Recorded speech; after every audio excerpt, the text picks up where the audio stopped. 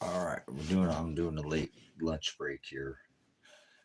All glory to the Father, trying to got more daylight every day and got the mindset running out of daylight. I like that. Wired backwards. So I might say that again. But beautiful day out here, so I'm taking a little late lunch and just doing some studying, trying to multitask, trying to get as much done as I could possibly get done. Threw a video up. I don't know if you gone and saw that yet. Might go check that out up on the channel video. And I'm going to keep adding to that, building off this 6th Extinction event that every day we get further into this. And we made one more day or one more of the survivors. So that's a whole different kind of mentality that when people think extinction, oh no, end of the world, apocalypse. But anyways, survival. Who will survive and who will not? That's kind of the thing. So those that prepare will probably be more prepared to be able to thrive, not just survive in this coming revelation age that we're in of the apocalypse. So here we tip 3 years forward plus into the apocalypse, into this extinction, 12,000 year extinction, level 6 extinction event. Yeah, that's what I'm saying. Let's get into the math. They say that like 2 years, after the grid goes down, like 90% of American people will be gone, and that's pretty plausible. So will you be one of those? So that's what I'm thinking, there would be many. So I would find myself a place away from the narrow path. The narrow path. There's two paths. You got the big city lights and you got the broad way, right? That's the way that leads to hell. So yeah, what do you worry about sleeper agencies? They got the star shield over your head. You got your head up your fourth point of contact or something. You're worried about the wrong things. You go outside, everywhere you go, you're being recorded. It's been that way forever, especially when you live in your electronic stew in your cities with your microwave towers and your, no thanks. But anyways, Star Shield, huh? Mr. Musk, 1.8 million. Something stinks. That dude, Mr. Musk. Yeah, him and Mr. Warp Speed. Yeah, they are. They like to do the hokey pokey and turn themselves around. That's what it's all about. But anyways, I'm old school. I remember the Star Wars, and they said Starlink, but if we're going to have a microwave, I make my own power. I rest my case.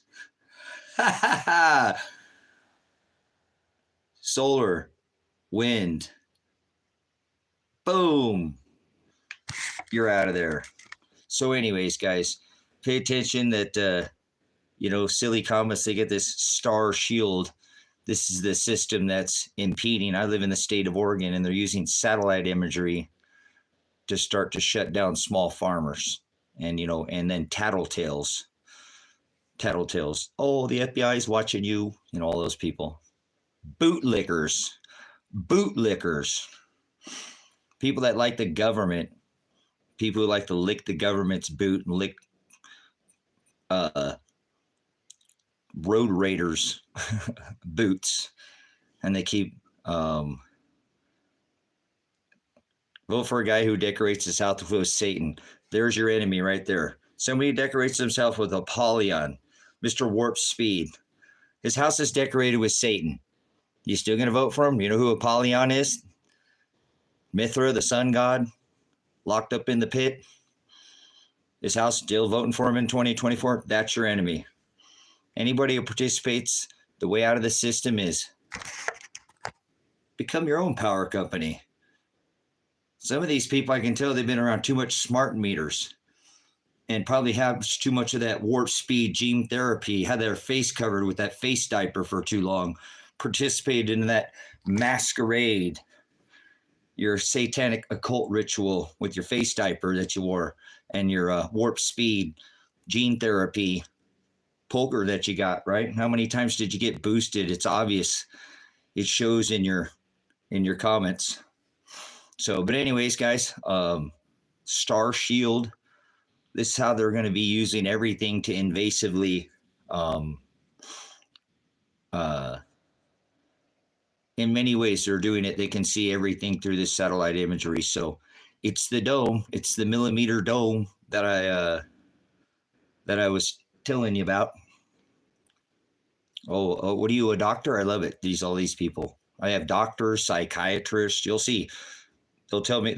There's many people who come on YouTube that have a degree in psychology too, and they're drug recognition experts, and they like to talk about homosexuality a lot too for some reason. I don't know why. Do the hokey pokey, turn yourself around. That's not what I'm all about.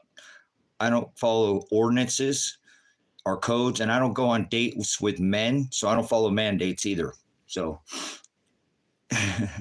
anyways, brothers and sisters, this Star Shield is two snakes up a pole. Good for you. You do the works of your father, the devil.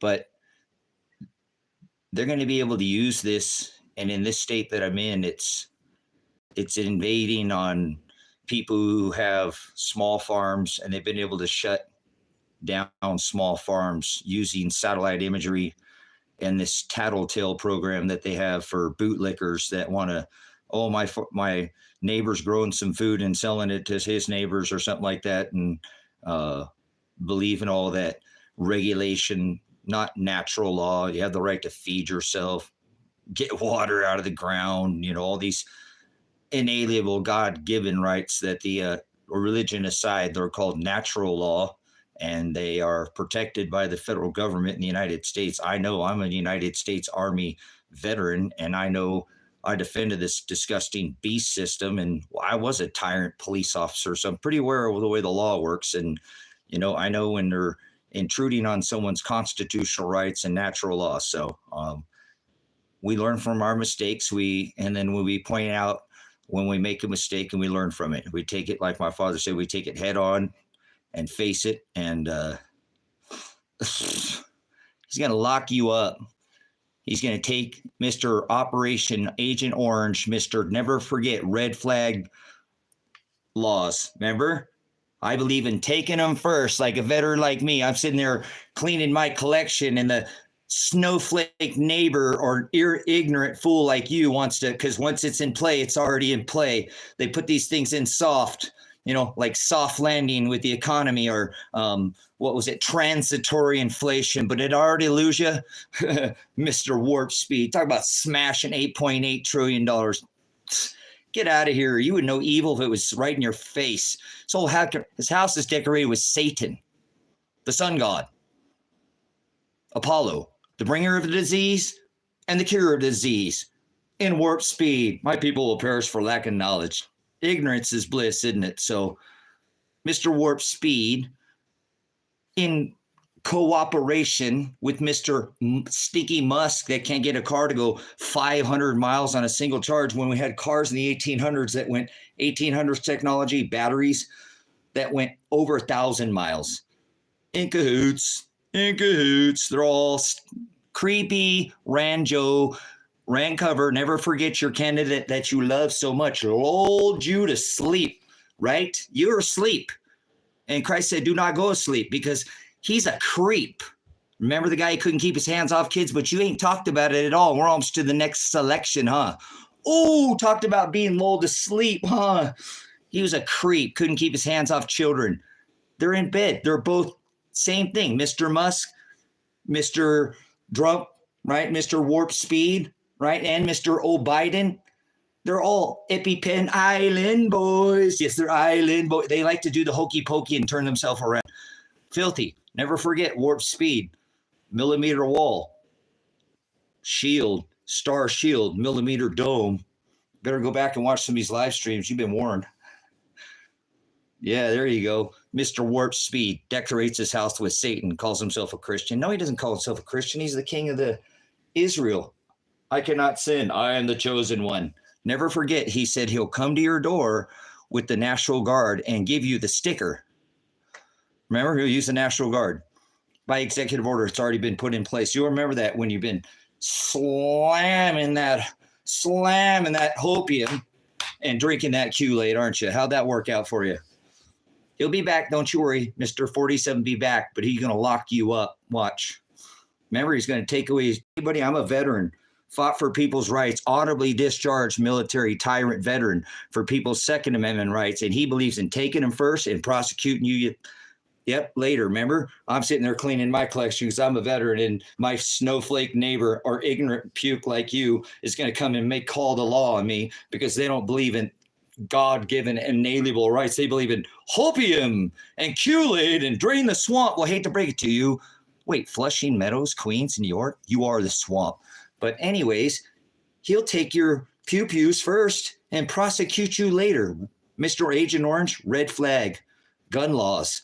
Look it up, and then he's going to get put back in office, and yep, he might even give you the jab while he's there. You can be stupid enough to live in one of those cities, you will be, locked up in your millimeter Hotel California. You can check in, but you can never leave. Remember, he was talking about building a wall, but maybe it wasn't a wall you could see. Maybe it was a shield, a star shield, if you will. Maybe they can do that like remember Mr. Uncle Trump? Do you know your history, Mr. Uncle Trump, who got all that technology from millimeter wall? Yep, millimeter Uncle Trump, and then John, remember? And then Tesla, Stinky Musk, the technology. They're all in bed, and you've been warped. You probably believe that you're corkscrewing and spinning, don't you? You can't corkscrew and spin me. Go ahead and vote for your candidate. The guy decorates his house with Satan. If you're that ignorant and you can't figure that out, then see, that's what I'm saying. You do the works of your father, the adversary. What is that? You are the adversary. But anyways, anybody votes for any of these ignorant fools, just a selection, and they're all blood related to the queen. Blood related to the queen. So I don't vote for an overlord or a ruler. I believe in inalienable natural rights that a man has, that I was saying, that Mr. Musk, Mr. Stinky Musk, and don't think that Mr. Trump won't use this technology too once he gets elected as 47, which he will be elected as the 47th pretendant of this here divided, divided states. Yeah, Mr. Magadeath. Never forget Mr. Magadeath, right? Mr. Warp Speed. It wasn't so much the satanic masquerade, was it? With all the face diapers for his Coke buddies and it was all about that #1 selling product ever in the entire world. Yes, the Jabadooski. Did you bow to the altar of Jabba? Pfizer. Remember all the record earnings? And you got a $1,200 check. I have to tell you guys, Trump supporters got to be the most ignorant people I've ever met in my life. They've been lulled to sleep because, remember, he was a creep. His candidate, lock her up. I'm going to lock her up. I'm going to put Hillary Clinton in prison. I'm going to have a special. And then she sat 3 bodies away from him at the inaugural dinner. The ignorance of Trump supporters. She sat 3 bodies, Mr. Locke. Think about the millions, tens, hundreds of millions of dollars that poured into his bank account over. I know that's in college. That's what I took, media arts. That's so plenty of, lots of graphic design. My brothers are in that industry. Think about all the money that poured into lock her up, Hillary for prison, right? Bumper stickers, all the websites. Oh, you just think about it. Remember how everybody with their shirts and all the money that all went into his bank account. Oh, but he didn't take a salary. His house is still decorated with Satan, you ignorant fools. If you can't figure that out, then you do the works of your father, the devil. There you go. And he ran cover for Mr. Creepy. So you got lulled to sleep. You're not going to hear this anywhere else. You got lulled to sleep. He called him sleepy. And Mr. Biden, Mr. Creepy, disgusting, filthy, who couldn't keep his hands off what in public. And remember, he was a creep. And then Mr. Campaign called him sleepy. And whoop, you forgot this. You forgot that he was creepy. And you thought he was stumbling.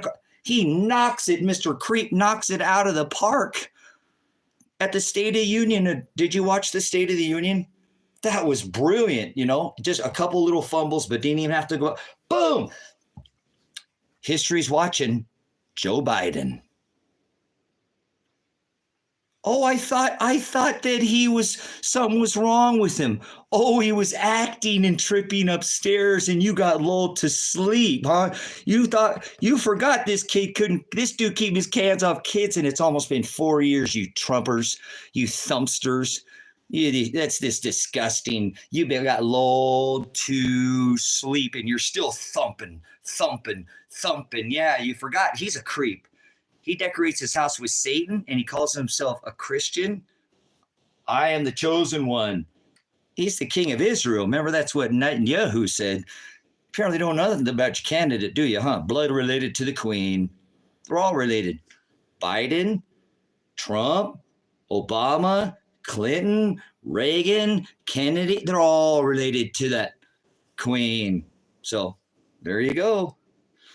Vote for your overlord. Vote for your ruler, and he's going to come back and lock you up. So don't you love it? You guys are government bootlicking supporters. I don't support this tyrannical, murderous government that just spends your tax dollars. Remember, didn't you see the thing? I'm going to spend your money. I'm going to spend your money. Ukraine. You know, Ukraine. I'm spending immigrant. And I forced myself to watch history. Nobody's going to tell me history, but it's brilliant. Joe Biden knocks it out of the park. I thought the dude had some kind of mental problem. Perfect hand coordination. It was all there. A couple little stumbles, but not even had to go back and correct. Boom! History's watching. Joe Biden. And I thought that he was sleepy. He's creepy, and you got lulled to sleepy, you thumpsters. You covered for him the whole time, but don't you worry. He's coming back. You'll get your thumpster. You will, and I guarantee you. Trump for life. And his house is decorated with Satan. Do you know that there? I'll go ahead. Adam, do you know his house is decorated with Satan? Felito, do you know his house is decorated with Satan? Do you know who Satan? You know who Apollyon is? Mithra, the sun god, the one that's locked up in the pit? Revelation 9:11. You don't know any of that, huh? Ignorance is bliss. Keep thumping. So anyways, guys, I'm just taking a quick lunch break here. I'm not going to take too long on here, but I thought it was pretty fun. Everybody always just keeps giving their authority and power to this guy, just like he's reminding me of, the same thing.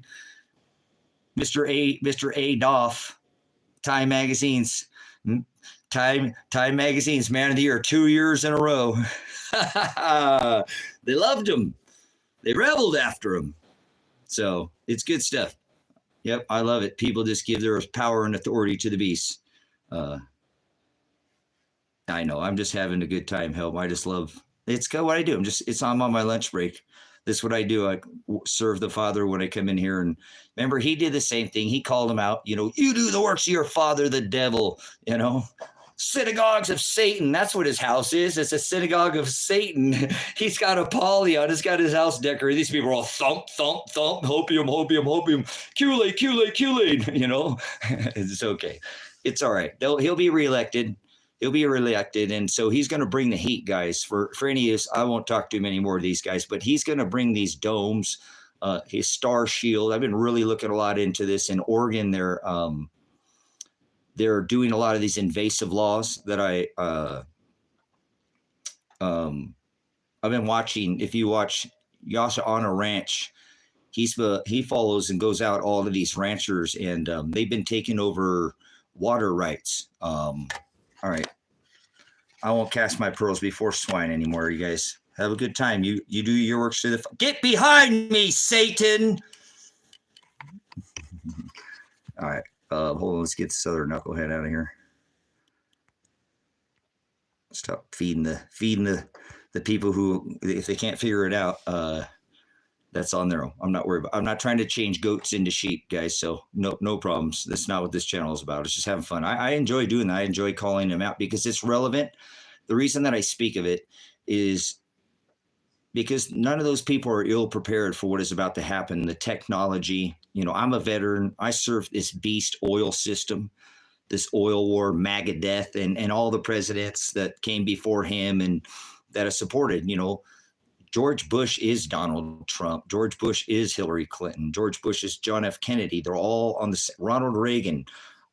I often wondered if there was an outside, the whole speech about off-planet, it's all part of this Star Shield, Starlink that they're about ready to pull. And I don't care what people think about me or whatever they think about Trump or whatever. That's their business. I just like messing with them a little bit because, they're in opposition. They're in apostasy. They are supporting someone who does decorate their house with the Antichrist. And if they're too ignorant to figure that out, I'm not trying to change a goat into a sheep, right?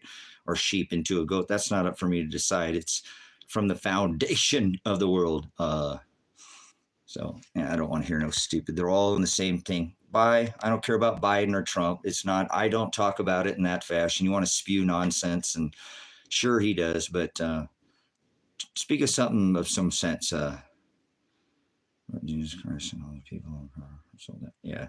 He already predestined his elect, his bride. He chose him from the foundation of the world. That's what I'm saying. I can't change any of it. I'm not trying to change anybody. I remember my dad told me that when I was real young, son, you can't change nobody. It's wrong. You can only change yourself. So, that's true. But I didn't listen to him. I went and tried to save and change the world, became a military veteran, joins the military at 17 years old. I can't stop but trying to help. But whatever. We must go through suffering. We must be condemned. That's part of what I do. He tells me, who shall come after me? Take up your cross, deny yourself. Monday, Tuesday, Wednesday, Thursday, Friday, Saturday, Sunday, Monday, Tuesday. It's never, you can't set it. It's a daily. Take up your cross daily. You can't set it down. Once you pick it up, once he rebukes your hearts, you can't set it down. And that cross that he was crucified on that tree, forming a cross, it was through being condemned for him not going by the law, and the law that they had twisted his law. So I'm more steady than that. I just enjoy coming in and toying with ignorance, I guess, a little bit to just put out a little more information. I'm doing, I probably shouldn't do that. I should probably just more focused on the things that, because I know there's generally always people. He'll send it where are 2 or 3 gathered in my name, there I'll be in their midst. So I believe there's always at least a couple people that come to this because there's regulars. This is over 7,000, we almost can. I did a 6 or 7 hour stream the other day, and it was a good stream. People come back to see. I've looked through the analytics. They definitely come to see to see and hear the true gospel, to get the meat and not the watered down version of the other gospel and the other. I don't do religion. I rebuke, and I can expose that most of them just worship the tree and grove and owl and the things that God divorced his bride for under another name. And he doesn't fall for ignorance. That is the place of no knowledge. That's where people get sent. You know what I'm saying? That's where people get sent. That's what hell is. Abyss. Alpha, it negates the word in the Greek, that word that's the Revelation 9:11, that angel that's locked up, that Donald Trump has his house decorated with, that angel of the abyss. Remember, it says in Revelation 9:11, they have a king. The king, it's their king. We have our king, Shiloh, the one that was declared by the sign in the heavens, right? Leo, that was pointed, the second sign that the wise men saw that pointed to the head of the church, the head of the lion. Leo, the one that sprang out of Judah, right? The lion, Leo, the king, the Lion King. Disney mocks him, the lion from the tribe of Judah. Remember the Star of David, the Star of Bethlehem. He was born of Bethlehem. David declared him the Lamb of God, right? As David was of Bethlehem as well. See, these people make about religion, and it's their ignorance is bliss. So that alpha in that Greek word abyss, that Revelation 9:11, that they have that king, they have their king, the Antichrist, that's locked up in the pit. And then we have our king, Shiloh, that was declared not just the first sign that the wise men saw, but the second sign when Jupiter moved after conjuncting with the morning star, the king of the morning star, it moved opposition and pointed to the head of Leo, the lion from the tribe of Judah, which declared him the king, the head of the church, the high priest, as Aaron was at the time, and the Levites, before Christ, and he came back. The Jewish, remember, the Jews, not the Gentiles, that was who was under the 613 statutes, commandments, the Torah, the law, that he came back and said that was perverted. They were forwarding, twisting, but I'm not talking about that old Hebrew. I'm talking about in the Greek. And Revelation 9:11 in the book of the Apocalypse, that book of 9 and 11, in verses 9, chapter 11, it talks about that king, that Antichrist that's locked up in the abyss. And he has a Greek name. That Greek abyss is what it says in the original Textus Receptus, if you'll study it in the original Greek, in the canonized version of the text, both the Greek and the English. You can read it in both versions, but there's people study the word, but they don't normally study it in any by definition or word by word. And so they're missing out on a lot of other things. That if you leave the aletheia, he said, I am the aletheia, which is the truth. That's the Greek word for truth. That means if you leave the truth, you leave definition, right? All right. Cool. So Revelation 9:11 is the angelos, or the messenger, that's locked up in the abyss. And that abyss, it says that in your watered kind of down version of your Gideon, or your like your whatever, your regular KJV version, not a canonized version of the King James version, though that was canonized, so that you can go back and pull it word by word, and takes it to a lexicon and take it to a concordance, okay, and study one word at a time. It's just translated, okay? Well, that's what's happened to the word, not transliterated, meaning there's no literal change to the literal definition or the literal studying it in the literal original text it was written in. So that's what I'm bringing to you, Revelation 9:11, for you those that have a attention span, more of a TikTok or a swipe or whatever, short, or like most people, about 30 seconds, they turn ghosts, right? You can see right through them. So just a generation we lived in today, But anyways, Revelation 9:11, it says that there's a king. There's more than one king. Remember, we have our king that was declared in the heavens, the lion from the tribe of Judah. It was declared in the heavens by Jupiter after it conjuncted with the morning star, the king star, the morning star, forming the star of David. Then it pointed to the head of the lion, and it stopped, pointing to the head of the church, the lion from the tribe of Judah, who was the king. And it says that the scepter, because he holds the inheritance to that, right? And it says that the scepter shall not depart from that lion from the tribe of Judah, from the lion, right, from Judah, until Shiloh. Shiloh is Christ Jesus, until he returns. So he is the inheritance to this church. He's the one who holds the scepter. He's the one until he returns, and he's the head of the church. So all this customs and vain customs of this, not understanding that this inheritance is our king, and that one locked up in the pit is their king, and our king comes back with a key. That's why they got to do all the jots and tittles and make everything come to pass, just like it says, because Shiloh is the one who comes back with that inheritance and opens up and has the key to open up that pit and let out their Antichrist, the one that Donald Trump has his house decorated with, locked up in the pit. Apollyon, remember, it says they have a king over them, a messenger, an angelos, the angel of the abyss. In Greek, Hebrew, he has two names. It says both Apollyon and Abaddon, or Abaddon, right? That's the angel that's locked up, that Trump has his house decorated. If people are too ignorant to know that, that's not my problem. That's Satan, Mithra, the sun god, the one that they celebrate. I call him the orgy Jesus, this orgy sex Nimrod Jesus that they celebrate after their 7-day orgy festival, where they eat the king from the peasants and make him live like a king. He used to, it was an orgy. It was a men on women, women on, animals, animals on men, men. It was full, drink all the finest meat, lay with all the finest sheep, all the finest men. It was the Romans. That's what they did.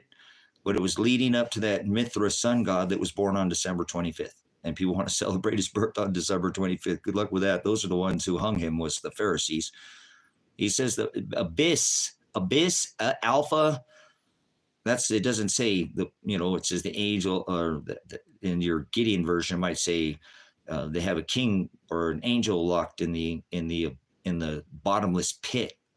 But that's the word abyss in the original text. That's what it says if you study it in the Greek in its original text that it was written. And so you can define that and take that into a lexicon or a Greek dictionary and find that word abyss, and that is the alpha. He said, I am the alpha, right? And the aletheia, the truth. And I told you that's how you find the definition or find the truth, is through the definition, not translation, transliteration. No literal change to the text, no literal change from what was studying, and no literal change to the definition. But people change things in their head. That's what idolatry is. But people make things about religion, and that book isn't about religion. It's about a testament. And law, it was used to be the Jewish law. Remember, you're forwarding my law, you're perverting my law.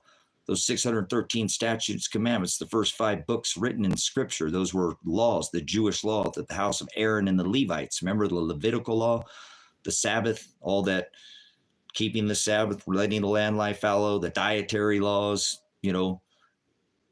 splits the hoof, eats the cud, all the, scales and scaleless, all that. Those were that only applied to the Jews, not to the Gentiles, but we're not under, he fulfilled that law, that old law, which was the Torah, the Jewish law, right? Why do people make it about religion? Because they're ignorant. And all these churches and everyone, just most of them then, remember, he went into those same churches as, you do your works, you're the father of the devil. You turn my house into a den of thieves, right? The synagogues of Satan. Those are what this is today. Same thing. He divorced his bride for selling all those same traditions just under a different name. Just because you rebrand something and give it a different name doesn't mean it's that, they call Christmas, where they eat, the Catholic Church has convinced people that eating, he said, eat my body, and crackers and grape juice, drink the blood, eat the body, horcus corpus. This magically turns this cracker into the body of Christ. Eat my, magically, hocus pocus. Christ, the head of the church, as I said earlier, he was the scepter sign. It said that the lion, the lion from the tribe of Judah, remember it said, it shall not depart from Judah until Shiloh returns. So he holds the inheritance, is the head of the church, the high priest, the high priest of the church. We are the body.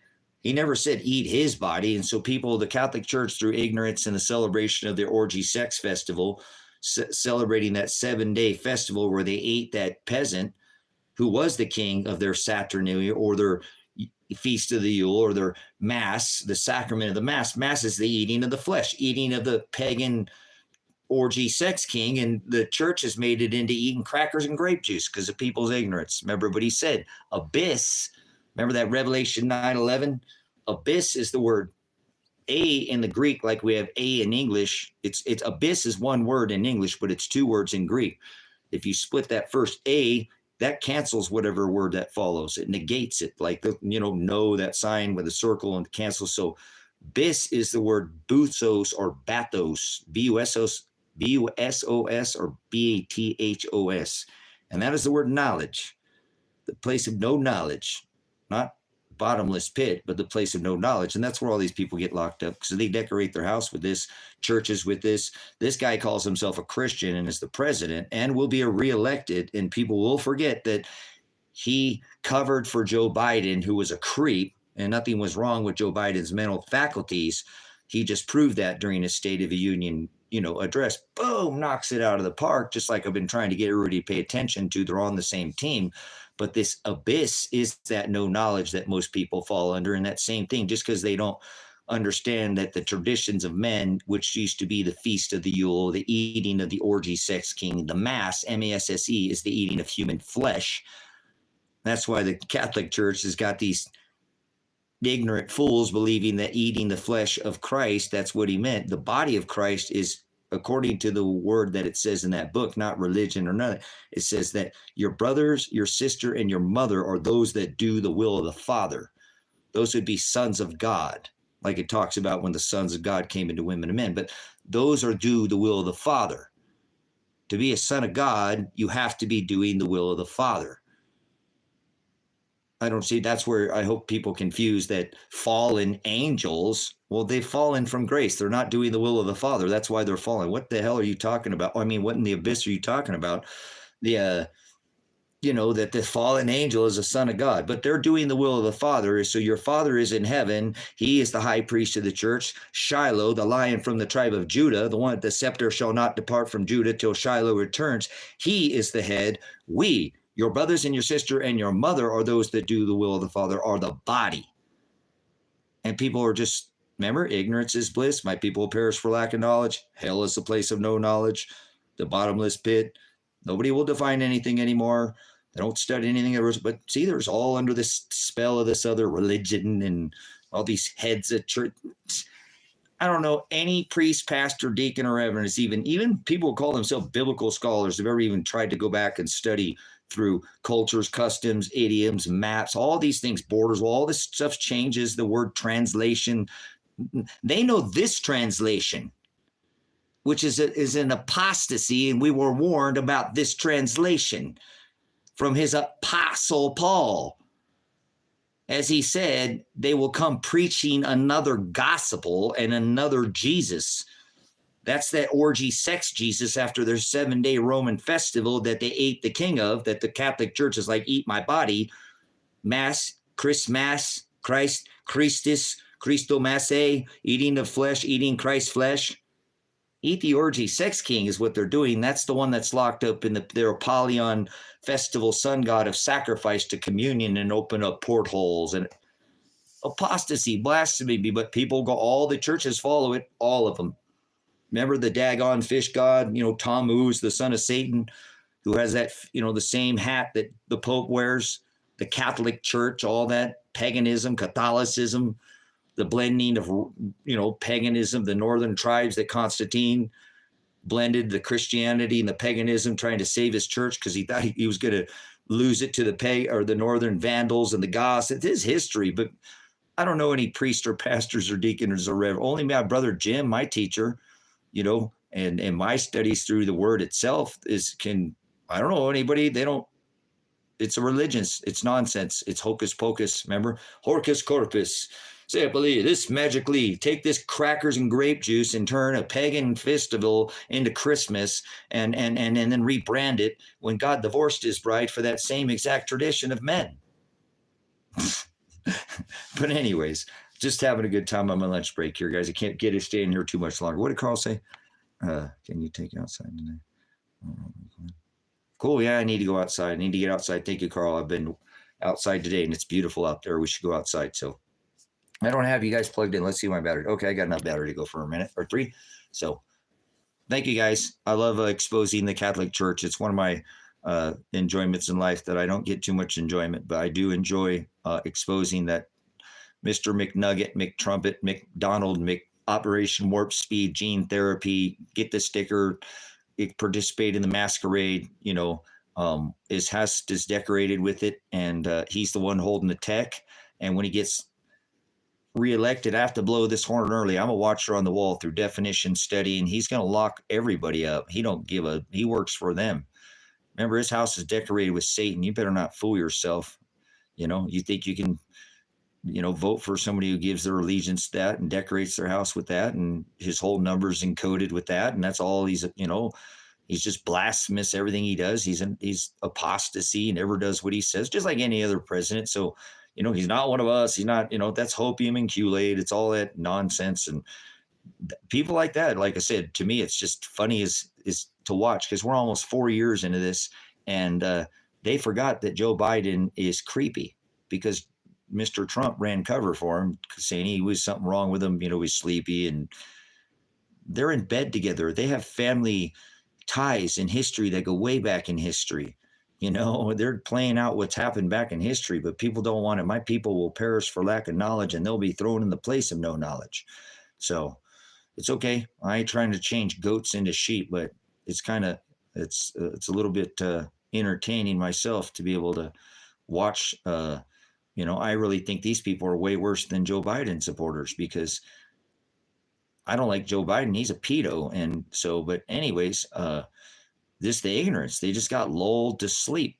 You know, the whole J6, the honeypot, the guy pardons a Gemini, you know, Little Wayne. You don't have to pardon nobody from the J6 honeypot that he's got him stuck in. And, you know, I'm not going to vote for this bill unless you take the pork out, you know, the R2D2, you know, C3PO, LGBT, XY3, 2D2 bill or whatever over there, you know, where they throw people off buildings for doing that, right? You know, and then the next day he votes for it. So he says one thing, you know, I'm going to put Hillary in prison. I'm going to have a special investigation. She sits 3 bodies away from it as inaugural. They've been ignorant that long since he'd been elected. But just like the COVID that he brought, you know, to everybody in warp speed, didn't matter if you believed it or not, it had effects. And he's in bed with Mr. Stinky Musk, and he's going to bring this millimeter Tesla tech back so we can get shut up people like me that have fought these oil wars for the MAGA death that he's been supporting since he dropped 3 steel buildings with 2 airplanes. I have the tallest building in the world now. I know what he's up to, and I know what they're doing. And so I'm sending out a warning that they're going to use this, everything that's over your head. I warned 2023 of either everything you see in the sky. And so it always continues. 2022 is the year of food. Joe Biden announces food shortages, you know, in America, first quarter, nailed it, you know, shatters the record, only ever 2 in 12 years with X flares. We didn't have X flares. We had M flares and got 5 in the sky. Chinese balloons, do me baby, just Texas, living in paradise, you know, drink the Maui blast. You know, I don't know, chili bowl. How much longer before the world wakes up and realize these people ain't playing? And they're going to use this tech to reverse. They're going to use it on itself we're going to protect you. Problem, reaction, solution. It's called Hegelian dialect. I don't care how far out I am ahead of this. I'm not. There's oligarchs, a few who have taken the time to study this to know exactly what it. Just like COVID, it didn't matter if you believed in it or not. It still had. I will send the 4 swords against you. Your enemy will surround you. It was still a worldwide scamdemic, and we all know that by now. All us people, you know, have gone this far, realize it wasn't about the masquerade or the face diaper. It was always about the Operation Warp Speed gene therapy.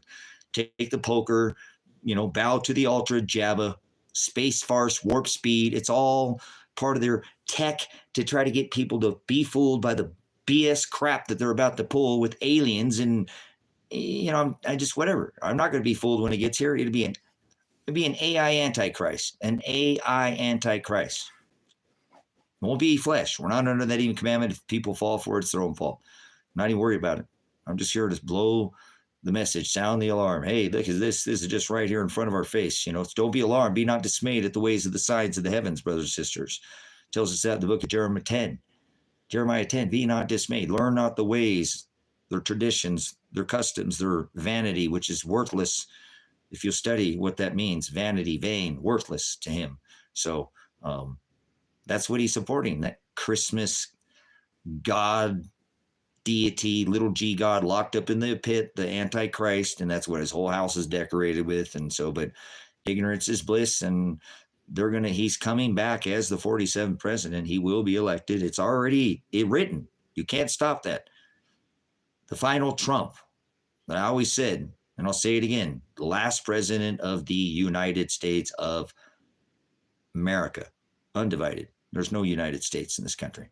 But anyways, we unite our tax dollars and get extorted by our governments to cause MAGA death in other countries. I'm a veteran, I know, over oil, which was never even necessary. We had tech. I'm not saying we couldn't use combustion, but we had tech in the 1800s, batteries, tech. Remember, they had an electric car that go over 1,000 miles in the 1800s, and Mr. Stinky Musk can't get one to go 500 miles. It's rouge. You're wearing rose-colored glasses. So it's okay. It's going to happen. And I don't want to be anywhere near these cities. I'll tell you what, anywhere they got tower, and it don't matter because Mr. Stinky Musk has a star shield. In my day, I'm old. See, Mr.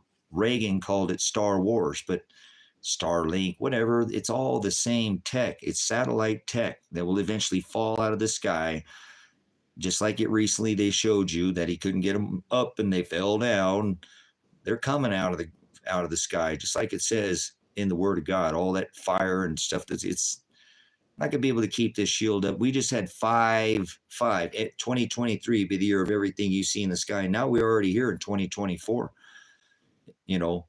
And remember back in 2021, we hit the Extinction 6th Extinction event on this earth. So congratulations.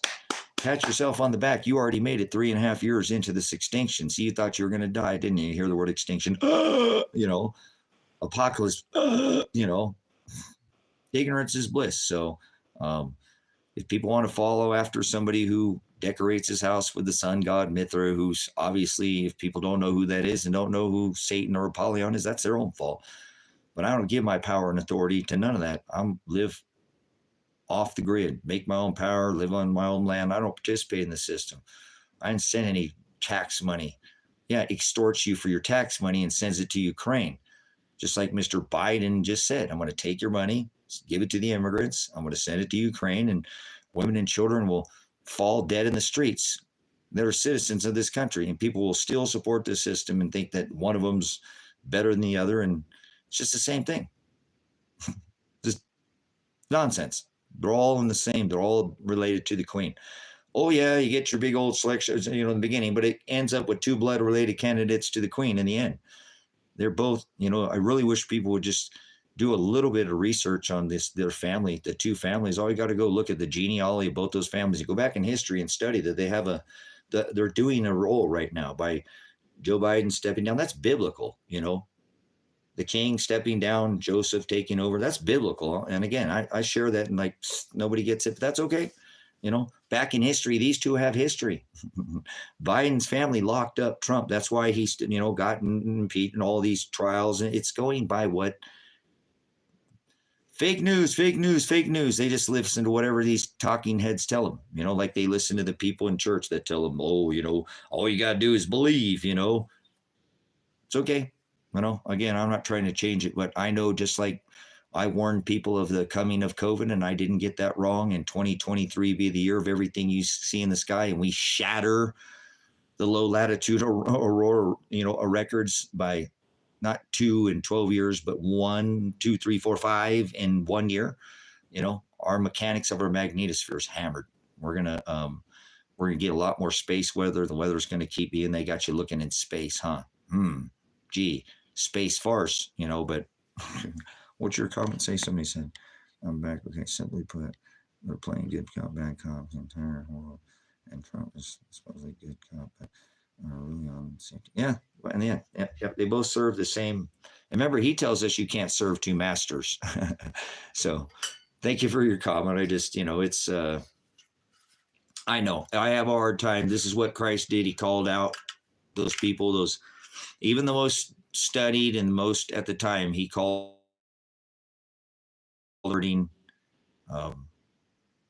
what they're doing is not righteous, but it's okay. You know, it's all right. I'm not standing in the way. I've already tried to do that by being an Army veteran, a police officer, all this. Think I can save the world, save the day, save the community, I can't save nobody. All I can do is go through this daily cross and the suffering that he has me going through, and he chooses who he sozo. That's the word saved. He chooses who he saves, and that is the word in the Greek that means to be carried from a beginning point to an ending point. And he tells us we must endure to the end to be saved. So it's a purchased possession. He already bought his bride. Even before the Old Testament, he already knew that he would come back in the flesh, pay that price for all flesh, and come back in, you know, all of it was already written from the foundation of the world. He said, I created vessels of wrath fitted for destruction from the foundation of the world, and vessels of mercy, those that will have their name called out in that book. He divorced his bride, and he will have a new bride. He divorced him for celebrating the Yule festival, or the Yule celebration of Saturnalia. They call it Christmas. He will have a new bride. I don't think he's going to allow his new bride in there, you know, the ones he calls out in that Lamb's Book of Life. They're celebrating the same thing that he divorced him for. So once again, ignorance is bliss. Most people will be thrown in the pit, right? The bottomless pit, right? The abyss, the place of no knowledge. And he says, My people will perish for lack of no knowledge. So there it is. And he said, I am the aletheia. I am the truth. So he makes it pretty easy. I am the hados, that narrow way, right? I am the way. The hados means to be in the same narrow way, right? And he tells us that the path to eternal life is through that straight gate and through that narrow path, correct? Not the broad way or the wide path. That's the path that leads to the abyss, hell, the place of no knowledge, the lake of fire, eternal damnation, whatever you want to call it. It doesn't matter. Go write it in the original text and you'll see it's the abyss. So people like to read it in this watered down, milky version of the word, and they go to churches and houses made by hands when he told us he doesn't dwell there. He said your body's a temple, but they believe in some sky daddy, grandma's in the heaven and dead and waiting, and grandma's watching over me, or no, it's not biblical, it's not scriptural, it's hocus pocus. Star Wars. Get you believe there's something in the sky up there like that, you'll believe that grandma's up in heaven, won't you? Lulled to sleep, and he told people not to be sleeping. He told us to study this word. He told us to be wise as a serpent and gentle as a dove. Remember this New Testament we're under. It's not eye for an eye. So he's not going to take people to his wedding feast of the lambs if they're going by that eye for an eye. So all these presidents, all these people support all these wars and foreign operations, having, 1,003 military bases in over 180 countries around the world is an apostasy to God. He doesn't want us to have, we could defend our borders. We have the right to, God doesn't want somebody to just trample us, but he says, let vengeance be mine. So we shouldn't be going out and doing what we're doing. It's remember the founding father that banned Christmas in America, remember? No foreign entanglements, right? Hey, at least that guy banned Christmas. He was still a Mason. I rebuke George Washington, all of these pretendants. But anyways, you won't find George Washington with a Christmas tree in the White House. They banned Christmas in America, No Abraham Lincoln, no. Yeah, see, my people in America, they will perish because they don't even know their own American history.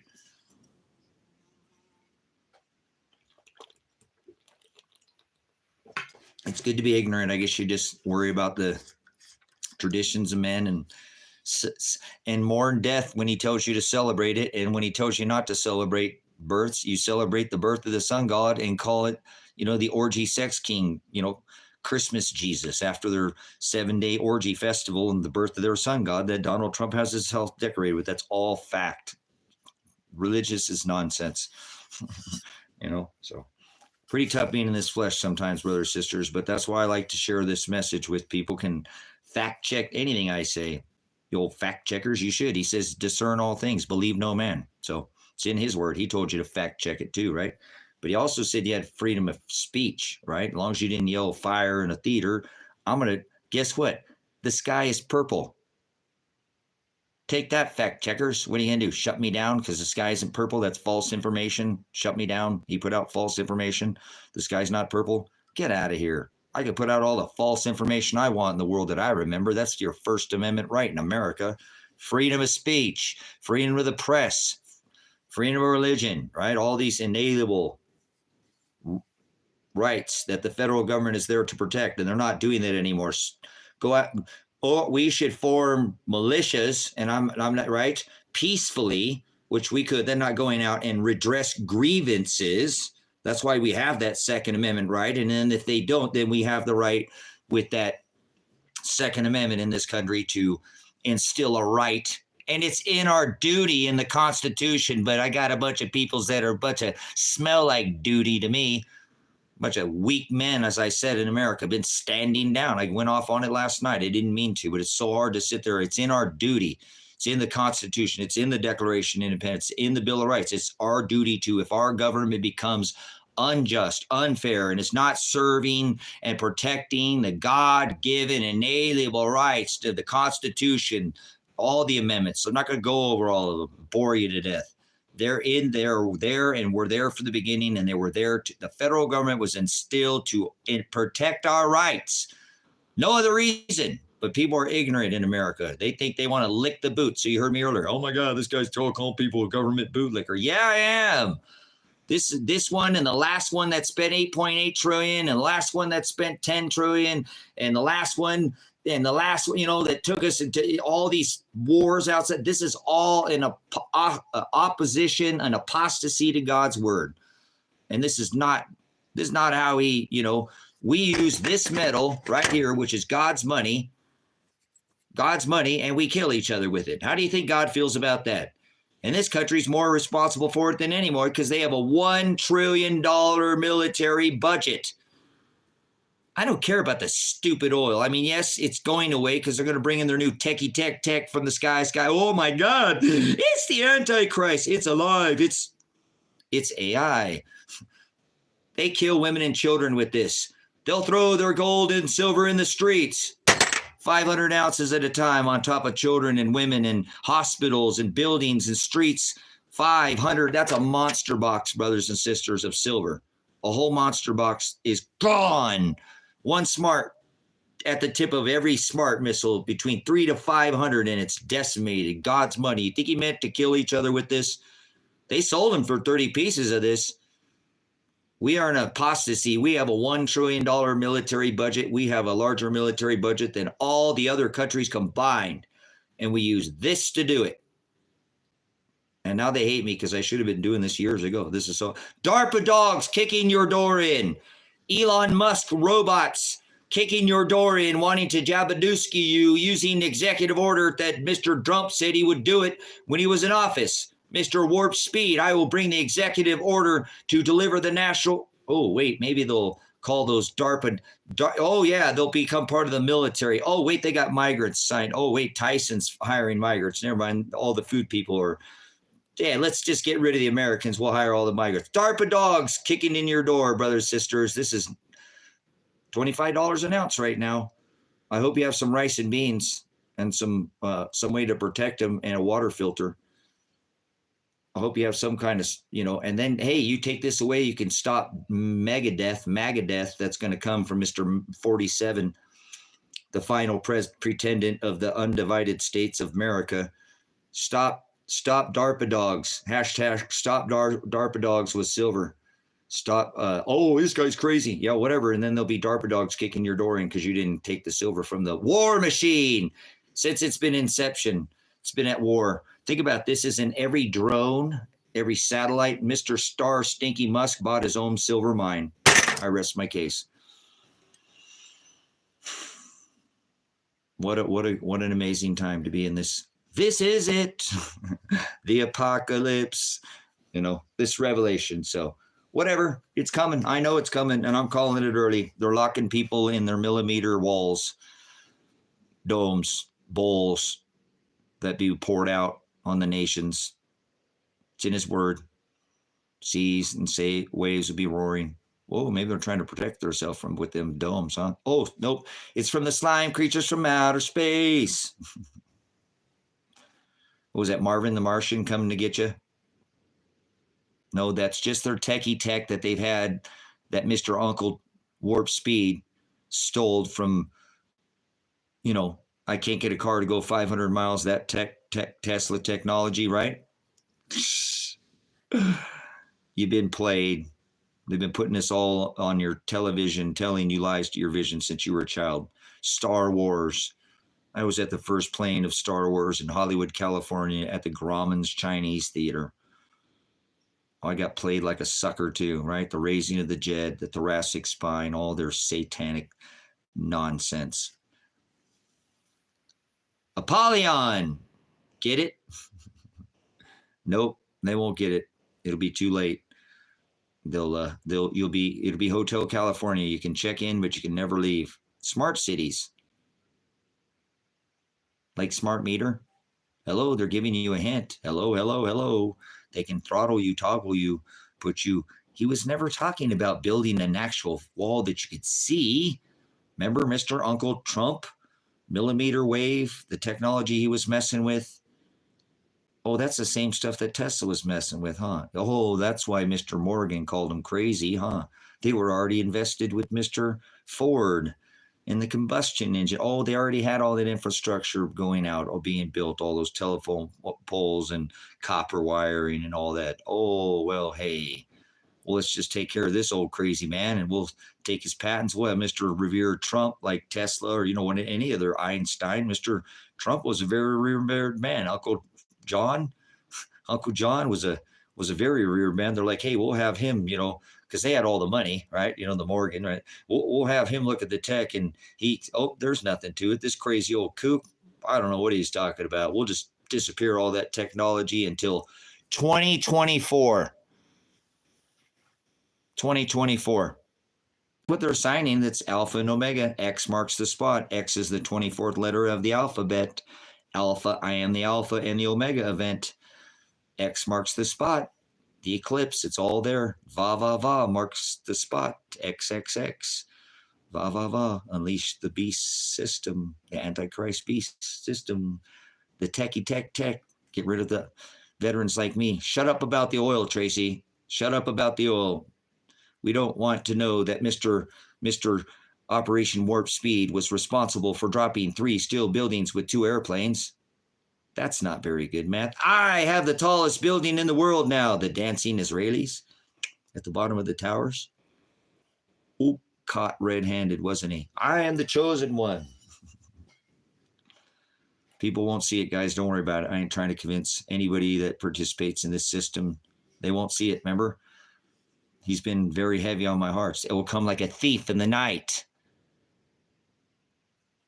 Don't try to convince people, anybody. I don't want most people to see it. That's why I spoke in parables. Not so most people would see it, Tracy. So most people wouldn't only my chosen would have the scales removed from their eyes and would see, and I would give a hearing ear. Otherwise, it'll fall on deaf ears. You put it right in front of their face. You see it. All the evidence. Okay, he decorates his house with Satan. Thump, thump, thump, thump, thump, thump, thump. It's okay. Don't worry about it. He'll come back, Mr. Thump. They'll get their thump back, but I'm guaranteed he'll be thumping on your door with DARPA dogs or UN, Project Blue Book helmets, tromping around all these migrants that don't like this country, that we keep kicking their tails with those 1,003 military bases. And yeah, they're all come here, remember? Hello. No, I'm just going to fall asleep. And hey, honey, can we make a deal? I really been wanting some bigger wheels for my truck. If I take you and let you go get some bigger boobies, can we get bigger wheels for my truck? They're all worried about their stupid football jerseys and their giants, big millionaire giants chasing each other around a low energy swine skin, a rigged game, and beating the crap at each other over jersey numbers and IOUs. And you remember Nike tennis shoes, the degradation of society. So, yep, that's why they can easily lull a thumper to sleep, because they forgot he was a creep. Remember? Think about that, guys. We're the parable of the fig tree. 0, 2019, 2020, 0, the virus, the reset, the start of the new age, Jupiter conjunct Saturn. Have you guys seen my video that I put out on the channel about the conjunction coming into the 12,000 year cycle? I didn't put that on the video. I'm going to grow from that video, but this Jupiter conjunction into the 6th extinction cycle, the 12,000 year, 6,000 years ago, the half cycle Noah, when the earth flooded. Now we're 6,000 years in the future. Every time this happens, it happens on the line. They know of all of it, everything that happens, hundreds, thousands of years in advance, ahead of time, and they play the people, give them bread and circus. So they can't stand people like me who figure these things out. There are others, olegas, very few, but their cycles are solar cycles and sun cycles, and they do everything by the stars. As is above, so is below, on earth as it is in heaven. It's coded in his book, guys. Remember, they have to do all the jots and the tittles to get Christ to come back with the key to let their king out. Remember, our king Shiloh, the head of the church, the high priest, the lion shall not depart from, right? The scepter shall not depart from the lion, from the tribe of Judah, until Shiloh returns. In the heavens, we're supposed to meet him. We're not going to get raptured. We're supposed to have our loins girded in his service. He is our prize, headed in his, right? So, but anyways, good times. We've got about an hour in here. I think I'm going to jump up here in a minute. Who we still got in here? You still in here, Carl? We still, I know it's pretty early. I might come on here a little later and get some more things done, guys. I'm really not concerned about surface. I believe the war that is coming, because there is wars and rumors of wars, famine, pestilence, earthquakes in diverse places. Oh, hold on, brothers and sisters. Remember, those are just the beginning of sorrows. Remember, the end is not here yet. Okay, we got a ways to go. We're not there yet. What is the book? This book. Well, what I say, I'm just whatever. Just get a little overcome by the Holy Spirit. I normally speak out of the 66 books if I'm speaking of a book, and I would speak of the book of Revelation, the book of the Apocalypse, which means to lift the veil or to remove, to reveal, to remove the cover. Apocalypse, Revelation. This is it. The apocalypse. Whoa. So.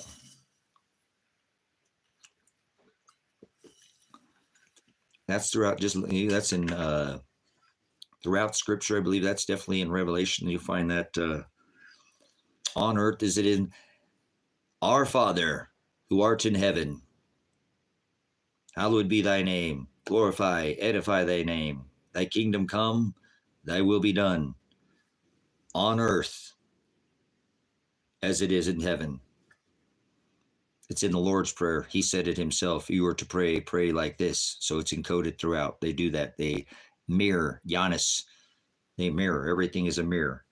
Black, white, black tile, white tile, dark, light. Everything is encrypted. Everything is coded. There is a geometric value. There is a cipher code. They speak probably 20 different languages that most of the world doesn't speak. And I'm not talking about like Greek, or they speak in symbolism and numbers and ciphers. For example, the satanic cipher, A is 1. That's the English cipher. The satanic cipher is A is 26. B is 25. It's inverted. As is above, so is below. Everything is... Oh, my goodness. I'm so ready to get out of this flesh. This is a lot of... I've never stopped. My son had a dream. He said, this tree, Dad, this tree, you get thrown all the way up in the air, and then he slammed back down to the ground. Fox 666. There you go. Va, va, va. Unleash the beast. I don't know if you guys seen this. I don't have the whole time to decode this, but this has been my work in doing here for on this channel. I suggest you go back and look at this 666 Fox monster. Unleash the beast, va, va, va, this XXX symbol. Oh, they were telling me that my camera gets all weird. I need to slow down.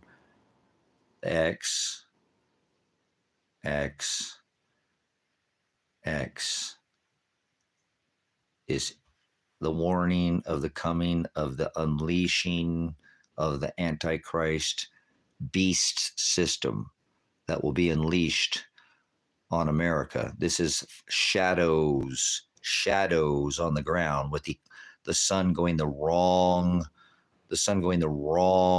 way. The sun going the wrong way. The sun is going this is a lie, like Draco, Daemonion, Diablo. You're supposed to see the Draco comet when it eclipses, like Heliofont in their logo. This is April 8th. This is April 8th. This is the devil comet when it eclipses in the night sky on April 8th. Remember, it already started back here in Oregon, went through started in Salem, Oregon, and it went through seven Jerusalems, coming out on the 33rd parallel. Okay, it's not a real eclipse, because this is an eclipse, like the birth, as I spoke earlier, of the king and the morning star, which birthed the age from Aries horizontally. An eclipse, remember, in school, it's got to be this far apart. Cool.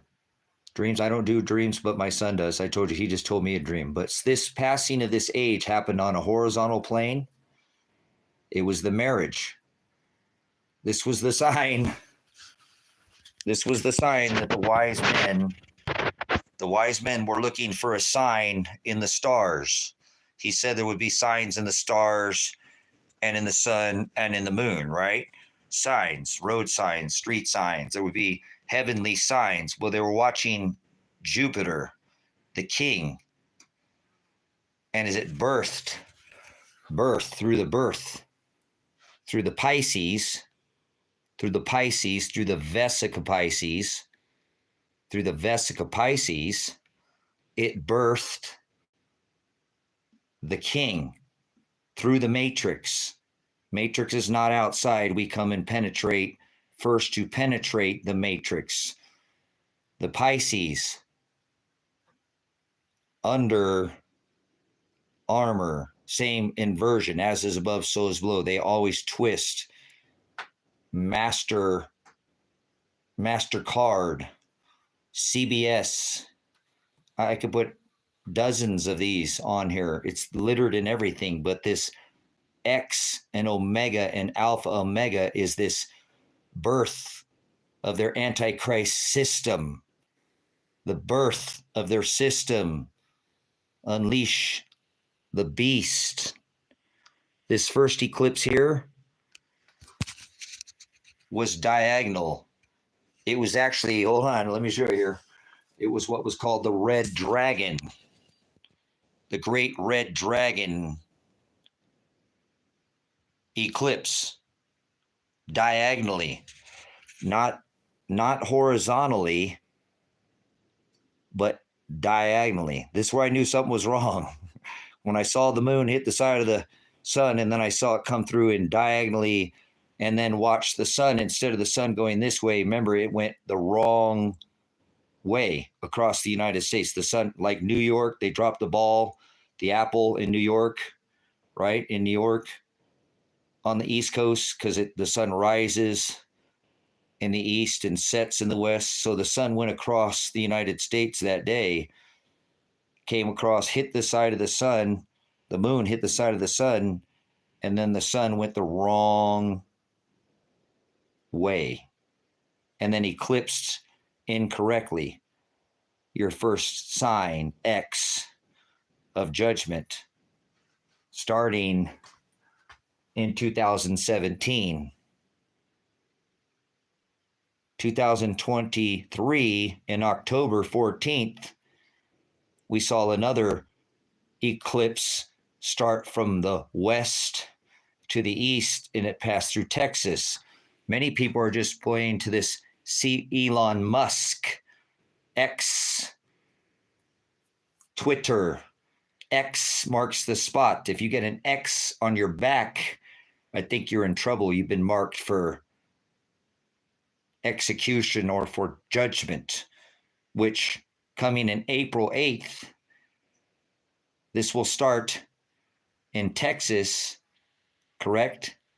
And it will travel through 7 Palestines and 4 as the warning sign. Now, as I've sent now 2 signs of Jonah, the parable of the fig tree of year 0, 1, 2, 3, and 4, we are in 24.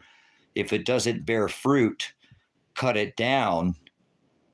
The start of the corona, the start of the eclipse, the new age, the passing from Pisces. When we saw this eclipse, we birthed the king, the scepter sign. We left the age of fire, Aries, the Lamb of God, ram, correct? David declared him the Lamb of God, Aries, the ram, fire, the heavenly sign of Christ, the ram, the Lamb of God, into the age of Pisces.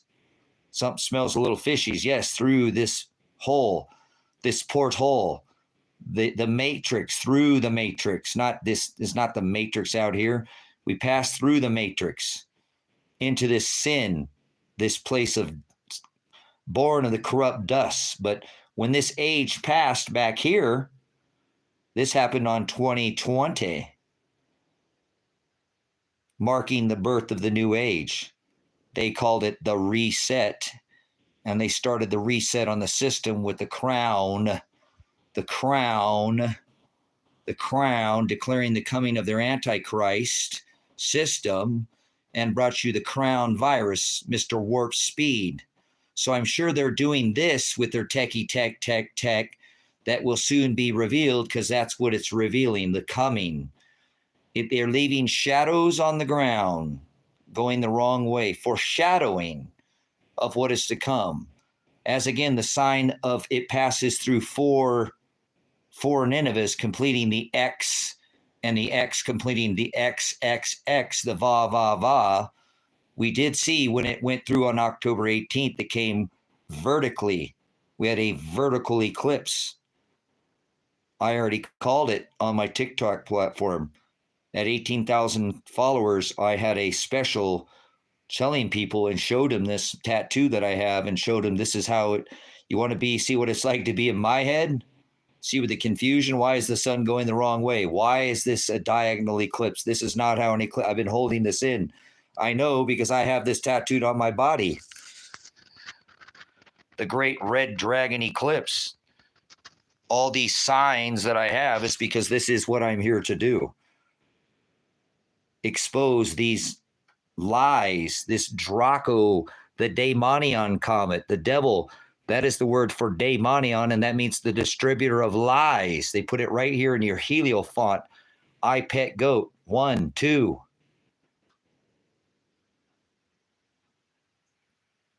Thank you, Vicky, for coming in. Just doing a little decode on this work that I've been covering for. I don't believe anybody else is covering this like I have here. So all glory to the Father. It's going to go through 4. That's what this means. 7, to be sevened. 7 is the number of completion. It took 7 years from the 17th, or from 2017, the first eclipse, through 7 Salams, Jerusalems, marking judgment, 7 Salams, coming out of 33rd parallel, mocking Christ. He was 33. When the death and the birth of the new Antichrist system, the old one must die so the new one will come back and be born, correct, with the key of this Antichrist system. So they're revealing this alpha. I am the judgment, meaning the alpha symbol negates. In the Greek, it negates, it cancels. Abyss, I already went over that with you. Marked for what? It cancels what is to come. A foreshadow be what follows. It cancels what follows. I am the Aleph, which is the ox, O-X, the beginning and the end, the O-X, and the O-X, the Va, The beginning, the alpha, and the 24th letter of the alphabet is the letter or the number 24. X is the 24th number of the alphabet. Apologize. The beginning and the end, marking the X and Omega, the alpha in the. Why do you think Mr. Musk changed his symbol from Twitter to X? They've been symbolizing this on this can.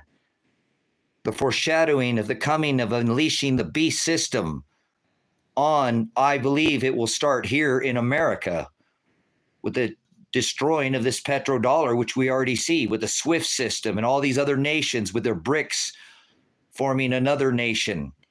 So the judgment won't be, I don't think, destruction like people see. And I believe this is a foreshadowing because they're leaving shadows on the ground. And this is not a real eclipse. Vertical, which left a black hole sun. The black hole sun, remember?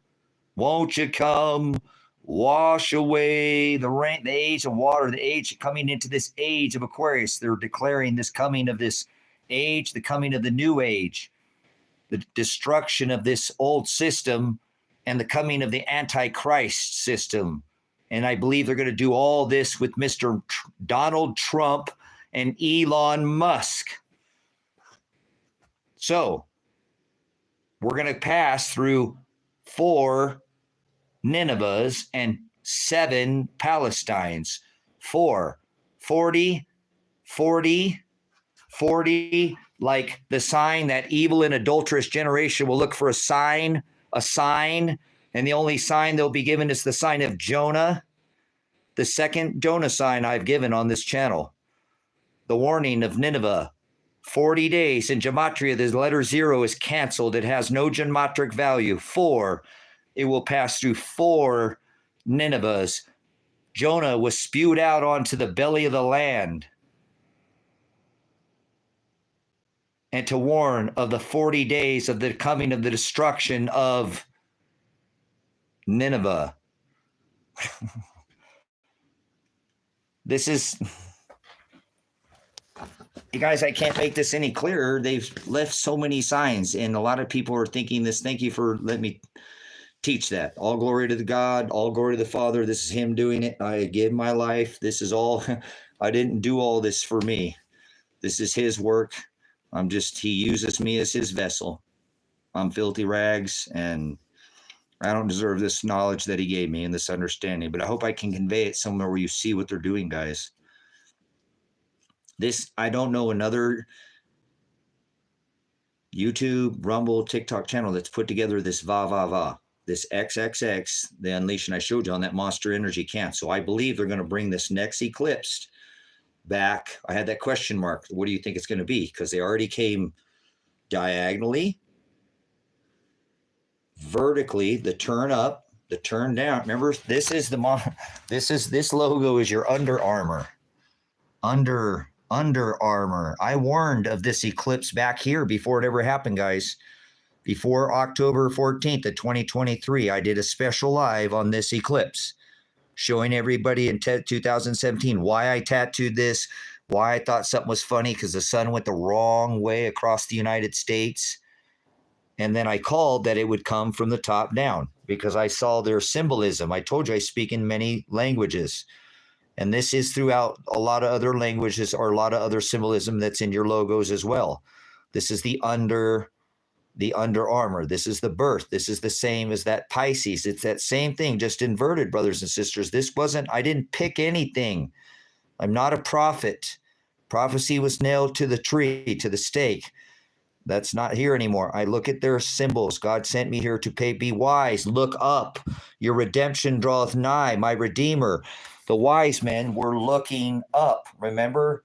They were looking up at the stars. They knew that there would be signs in the stars and in the sun and in the moon. They would be wise and they would be paying attention to that king, which birthed that star upon a star, becoming which was known as the Star of David or the Star of Bethlehem. So I have studied for decades what these wise men know. And I now know what many don't know because they're not looking up.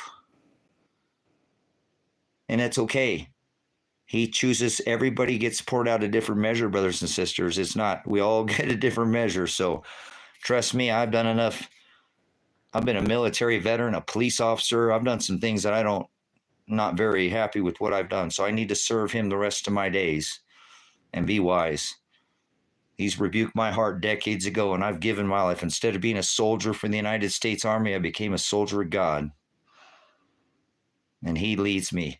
He's my commander. 2 John and 6. If you love God, that is agape, to walk and follow in the commandments. Maybe because I was a veteran, I understand that more. Or maybe because I was a police officer, I know law. And it's given me an understanding so I can cover some of these things. He's using me. He's still going to probably throw me in the abyss, brothers and sisters. I'm probably still going to go to hell. There's a really good chance. Most people go to hell. But anyways, this this bless you, brothers and sisters. All glory to the Father. I'm just filthy rags. I'm donkey, dung on the camel that on the donkey he rode in, camel dung. I'm nothing. I'm filthy rags. I just want to get this message out so his people, who he chooses, has eyes to see. If he'll remove the scales from their eyes, then they'll see this. If not, it will fall on deaf ears and it won't make any sense. This guy's a nutbag, but I see what they're doing. They're foreshadowing. This isn't going to happen on that day, guys. This is a shadow, like Nineveh was told, Jonah was spewed out onto the belly of the land. It was to warn of the forthcoming. So I don't expect any event on this day. You understand? I don't work like that. Every time there's these events, everybody's, it's the end of the world. And I don't like that because I have a tapestry of multiple events that have happened throughout the celestial heavens markers on my body, celestial markers, and everybody wants to make them the end of the world. Like the Revelation 12 sign where he said, yeah, it might be. I'm going to go outside here in just 1 minute, guys, and get some fresh air. But I hope you understand that I don't think, and I want to give all glory to God, to the Father for this. This is not me. What he has shown me here with this this 666, this is the number of man. 666 is not the number of the beast. It's the number of man. But this is the unleashing of the beast system, which will come from man. It won't be real. It will be AI, the monster antichrist beast system. It's an it.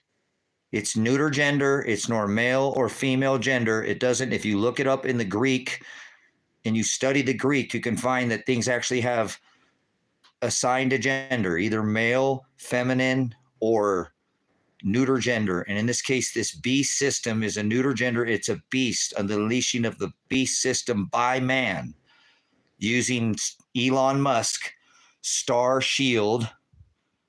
You'll hear it here and you'll remember that you heard this. Elon Musk Star Shield. He calls it Starlink. X, Mr. Twitter, Mr. X. He's in on this. That's how I believe they've made this go across the sky the wrong way. They're using some kind of tech to do this. But soon I believe this will foreshadow of what is to come of this country. The judgments. 7 is to be completed. The Aleph or the Alpha negates what is to follow. Negates, it cancels it out. X, like execution, marked for judgment. And then completing the 3 X's over the United States, foreshadowing the coming of their beast system. Okay? So I want to hit this home because I don't know anybody else on this earth that's figured this out. So that monster energy cam that they've had, well, just like iPet Goat 2, just iPet Goat 2, 1 and 2, this Heliophat logo is this image of this April 8th eclipse where it will pass through the it actually comes over, my image just a little bit off, but it's still through the little Cairo, little Egypt judgment that came on. So they've marked this. They know what they're doing. There's no way these Masons made this country, brothers and sisters. Think about all the years ago that they made this country so that it would go through 7. They named all these states, brothers and sisters, the Masons, the founding fathers. They named this so that it would go through the 7 Salems when this country was founded. This is how long this has been going on. The 4 Ninevehs, the 7 Palestines. This is not by chance, brothers and sisters, that they're putting these fake eclipses. This is all going somehow again, and I believe it all involves the 47th president of the United States. Now, wait a minute. He's not elected yet. Yes, Mr. Trump and Mr. Musk will use that Tesla technology. And that's how they're doing this. And I know that the Daemonian comet, the Diablo, the Draco, that is the devil. And that is the distributor of lies. So they're even putting it right in your face. So I think this must be hocus pocus too.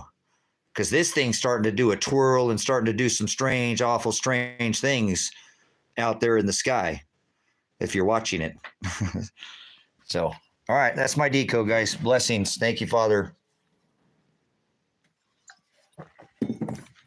I hope you don't believe in some kind of third eye or any of this nonsense that they've been pushing on everybody. There's so many things I just don't have room. We get too cluttered and I still be able to teach the lesson. So I want to put more things down, but I'm trying to put the highlights of how they mess with you and have. This is this date as well. I don't know if you see this, but this is the eclipse, the Pisces, the singularity, and then the single. This is a halo. I can't pull it up. I have the image on my arm. That's the birth of the king. It makes the ring, the marriage between two bodies. Make my water here. I'm with. Stand up. Let's go outside. Thanks for your eyes and ears, guys. Actually, give me 1 second here. We're in the cabin here.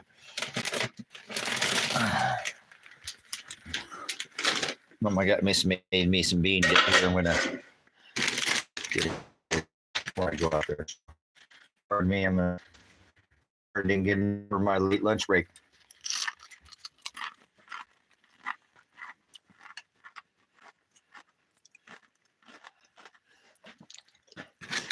Give me a minute. Never know what you see out here at the. I'm a weirdy. Got some strange things.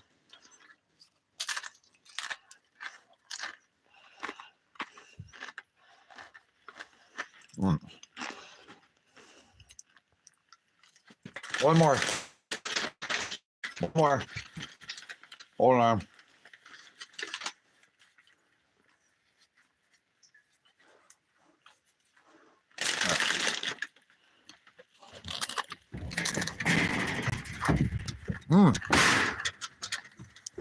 Oh, I forgot my water.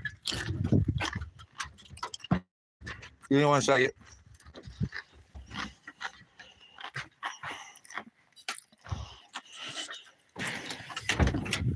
You guys, Carl, Vicky, did you guys go watch my channel video? I put out I don't think it was like 53 seconds or something, a video of the Under Armour, the butthole. There you go. They love that. They love that that whole worship though. They do. Carl, you nailed it though. I mean, you're pointing it out, and I'm gonna go sit down over here for a second.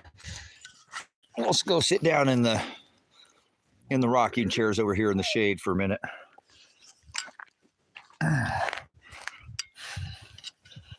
Oh, it's partial shade. Oh, give me 1 second. Oh. So yeah. Anyways, I'm gonna keep. That's not a good spot. That's not a good spot.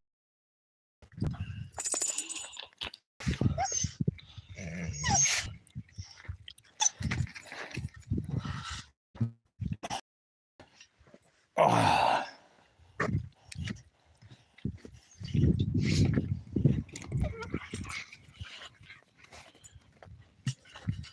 Pretty nice day out here today. It's in the 60s today. I really want to start some concrete work. You've been asking for that image, Carl, so I made a video. Hey, wait, cats. Let him go. Tango, wait, Tango, wait. Tango, wait. Go, Pats. Hey, I'm on the live. Stop it. Go.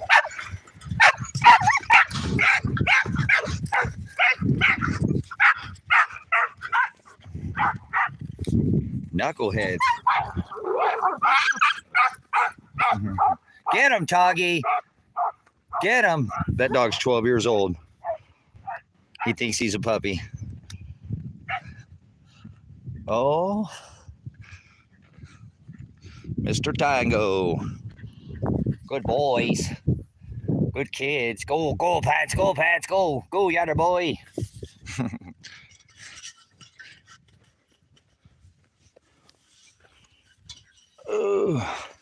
It's like somebody's doing some burning over there. I see some smoke coming up from over there. Good day to do some burning. I did all my burning. Yeah, I apologize. I'm out here in the country. I don't know what's going on.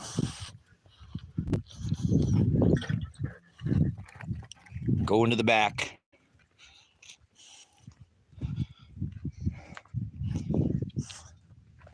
Go into the back. Oh yeah, the sky in this, I told you the sky in this, the colors that come off this valley are just amazing. Yesterday, the whole sky lit up all pink and It was crazy. It was really weird. There was no chemtrails or nothing in the sky, and it got real late, kind of almost like a twilight color, and the moon was out because it was real clear, and that chemtrailer went across the sky, and it made pink. It looked like it was blowing cotton candy, pink cotton candy out of the back of that thing. It's crazy. This sky is not like anything I've ever been. Never seen a sky like this, and I've been to all 50 states. I'm a veteran. I've been in and out of the country. I've been the rounds. I've done the rounds. I'm sure there's other beautiful places, but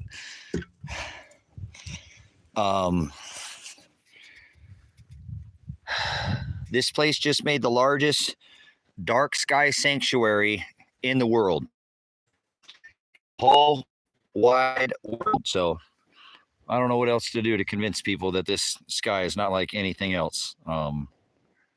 Oh, look at that, the kitten boys coming back. So anyways, back here. This has got to be my mission now, guys. I really got to get this thing. I don't think the Most High is going to send me anybody, so I've got to try to get this thing done by myself. Yeah, but this is the largest one in the world there, Carl. This is 2.5 million acres of land that's been preserved out of the light belt. And people in that area protect that light belt as much as they can. And so anyways, looking down inside the shelter, not sure if you can see in there, I got lots of work to do. Lots of work to do. What was it? Oh, cool. Yeah. I thought it was, when I mean, it was a shorter video, not like a longer video. I didn't mean it was a short, my bad. Yeah. I put it actually under a regular video. So anyways, it's making the point, it's pointing out that time where we've already passed in this age. And so congratulations. You already made it 3+ years into the extinction. Well, that didn't work like you thought, huh? What are you doing, boy? What are you doing there, John O'Donnell? Kitten's out here hanging out with the dad here. So anyways, yep. Got to get back to this. It looks thought out down there again. So I'm going to be probably here. That's what I've been doing, is getting some stuff done here at the back today. And a couple of things I did, a few other things. Obviously, I uploaded a video. I've been trying to multitask today, go back to that. Can't stream all day for 12 hours, but I sure enjoyed these last couple weeks. Hey, get out of that tin. Pants, get out of there. Psst. Get out of there. Stay out of that tin. Sorry, the animals like to get up underneath the tin there. So, but no, I've got so much work. I got so much work to do on this building here. Got to finish getting this cover. Shelter. I will be installing a wood stove down in there. A little kitchenette, a little wash sink to wash your hands, a wash station. I figured you came outside, you probably want to, if you got something in your eyes or something, dust or something, you want to come in this building. And when you come down in there, you want to be able to wash your eyes and, yeah, get like an eye washing station is what I've been thinking about. Because obviously, I believe I'm preparing for wind. You know what I'm saying? And a lot of sun. Like sun making it very difficult to perform things outside. So I feel like this, not in a panic, but this is definitely the year that I need to get this finished and done. I'm not going to have the time. Sure, I'll be able to do it, next. I'll be able to do it next, spring or something maybe, but I'm going to be dealing with weather, Sure, I still think the world will still be going, but I think I'll have to deal with a ton more. Yeah, so this will eventually, from the cabin to where I'm at right here, to the bottom of right there is 20 down from where we were at in the cabin. So this all grades and drops down. So I'll be pulling all this and backfilling all this, and this will probably have at least, I'll probably have a good at least 10 feet plus of dirt over the top of this. And then over here is the underground garden that's already been dug out. I need to continue. Some of the dirt's got back in there, but this should work with the dirt that I have on the side to continue and do the underground garden. And then I'm going to walk the length of this. This took me 4 years to dig from this wall 50 feet over in this location over here, 10 feet across, this depth here by 10 feet high by 10 feet deep. I dug for 4 years with buckets. That's what all this stuff is here, all on the ground, all this spread out all over. I spread it all out.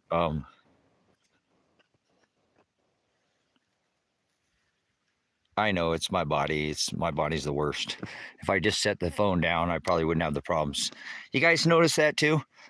All I have to do is hold on to the phone. It gets all wacky. But this is where I want to do the underground house. Again, this is where the well will be put in. That's the exit to the shelter. It will come out in. You should be able to come up and out this way and then down into the shelter as well. I have this water tank over here. I used to have this larger one over here, but I've got this one now that I'm going to put and build, so there'll be a ledge you can get out onto and step down in there. So underground house is what I'm, oh, did I flip this around? Oh, I didn't even know I flipped the camera. Yeah, they don't like when people like me do what I do. The government hates me, but you know what? The government can pound sand. I don't care about the government. I'm not concerned. People need to stop worrying about the government and not comply and stop telling this government yes and just use your natural rights and let God protect you in that sense. You know, he can't do everything, but he can give you a shield of armor, you know.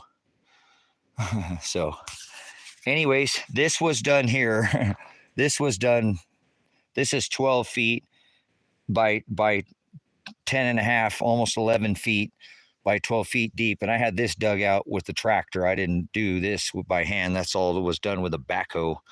And what took me 4 years to dig took them less, than 3 days, about 2.5 days. But it's okay. Actually, no, because he came back and dug it out again. So it was a little bit more, probably about 3 days worth of digging. So, but anyways, I'm serious about what I'm doing. I ain't playing. I want to be ready for when it says hailstones the weight of a talent. Hailstones the weight of a talent. I don't think God's going to get that wrong. And now that we have the mechanics of having that Honga Tonga going off and having 146 gigarams of our ocean in our upper atmosphere sitting there waiting to come down on our heads, yeah, we will have 149 pound, 14 ounce hail. That is part of the plagues. So I'm not sure if people don't want to take it serious. I'm taking his word serious, So I'm saying we're in 3+ years in an extinction cycle. It's not going to get better from here, but some of us are going to make it through this, or at least try to, die trying. At least you died trying. So what if you died? Who cares? God's going to take you wherever he's going to take you. But I think you should at least die trying. If you ask me, everybody always, why would you want to come out and be one of the only ones? It's not for me to decide. I don't decide my death. I don't get to take my life. Trust me, I want to. I don't want to be here anymore. It's hard to have all this stuff here and work and do. I didn't, this is all done in 5 years. 5 years, so by myself. And I'm tired of being alone. But as you see, I didn't build a shelter, a 10 by 10 shelter. I built a 50-foot shelter so that it could house, whoever needed most of the people, to get out of the storm, not to live in. That's why I'm building an underground house. I don't want to live in my storm shelter. I got blocks everywhere around here. You can't see, I'm not pointing, but there's tons of blocks that I've purchased and rebar, and I purchased stuff like that instead of a fancy truck. Probably cost me, I could have a nice truck for what it cost me for those steel culverts. to have Drugo brought over here, but maybe one day. Let me kind of quit being so negative here. And I had this dug out, guys. I'm hoping that someday that this will be an underground garden.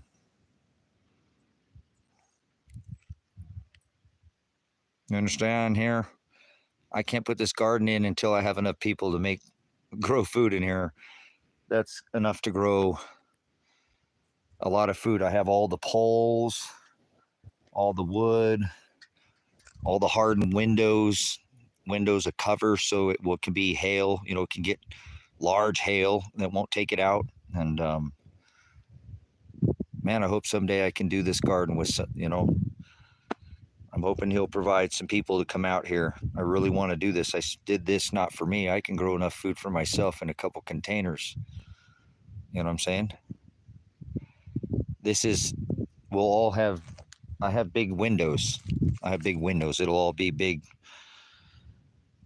windows. It's not covered like that. It's not under the ground. It's under the ground, and it's going to be covered with, I have like big cooler doors that I went and picked up that were from one of the restaurants that had shut down here. They had some those big cooler doors and stuff. So big windows is what I'm going to use. So the light will shine right through. Boom. And harden it. You better cover your crops this year and be able to cover it. Because of hail. You know what I'm saying? They grow all that time to go through, and one hailstorm will come wipe a crop out. So, but Lord,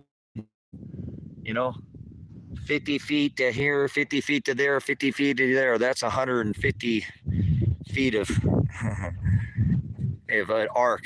This is the ark that I talk about that I'm building. So 150-foot ark is the ark that I chose to build.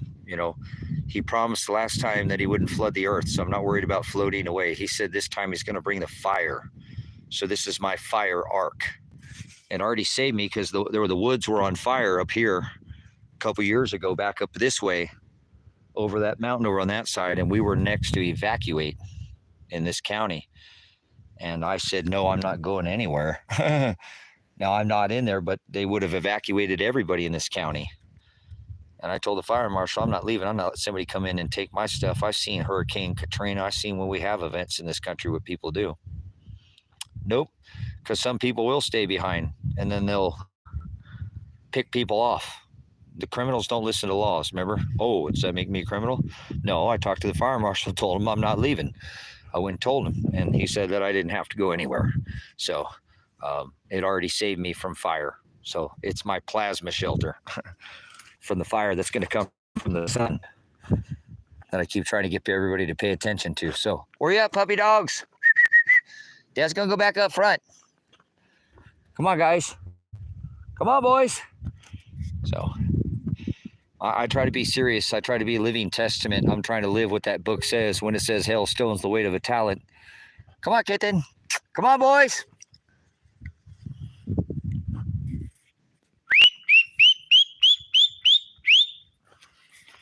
So nice the puppies can have room to run.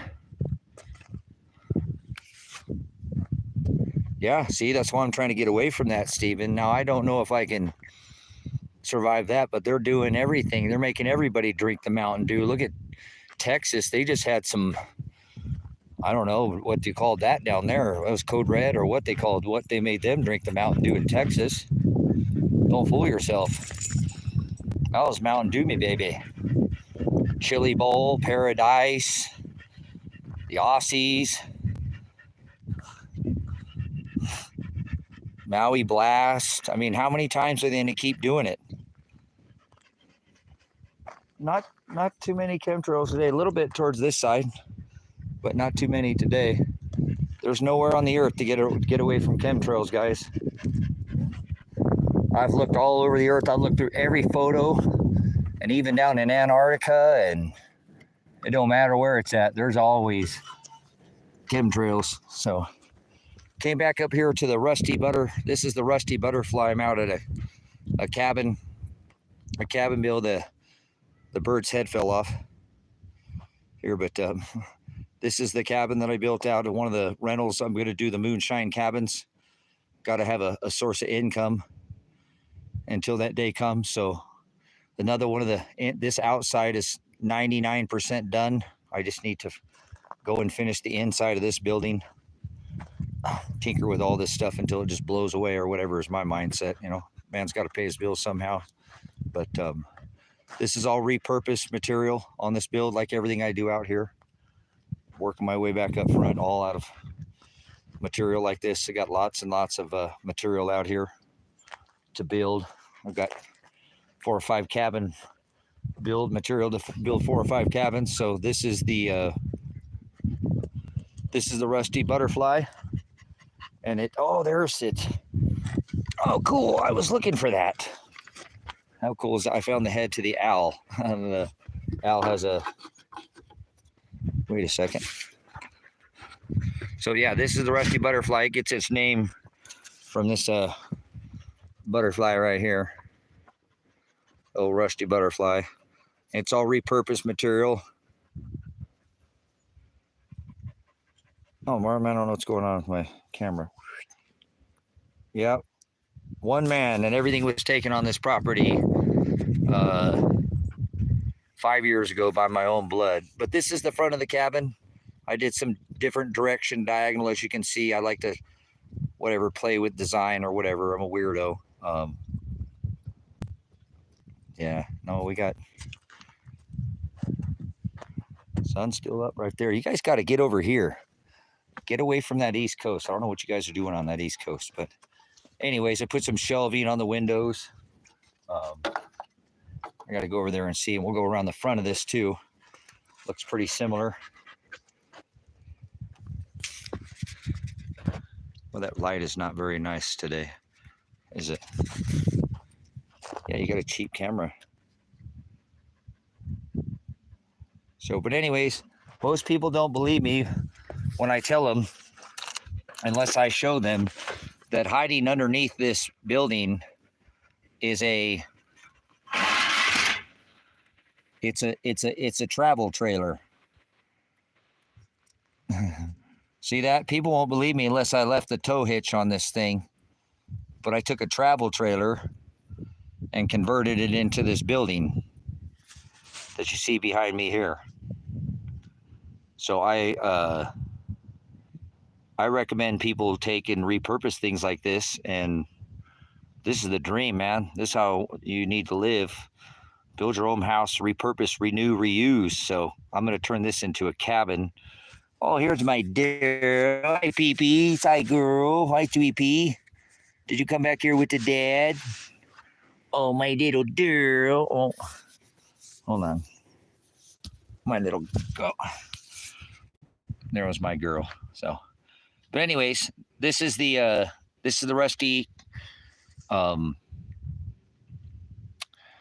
This is the rusty butterfly, and I like to get this one completed before spring.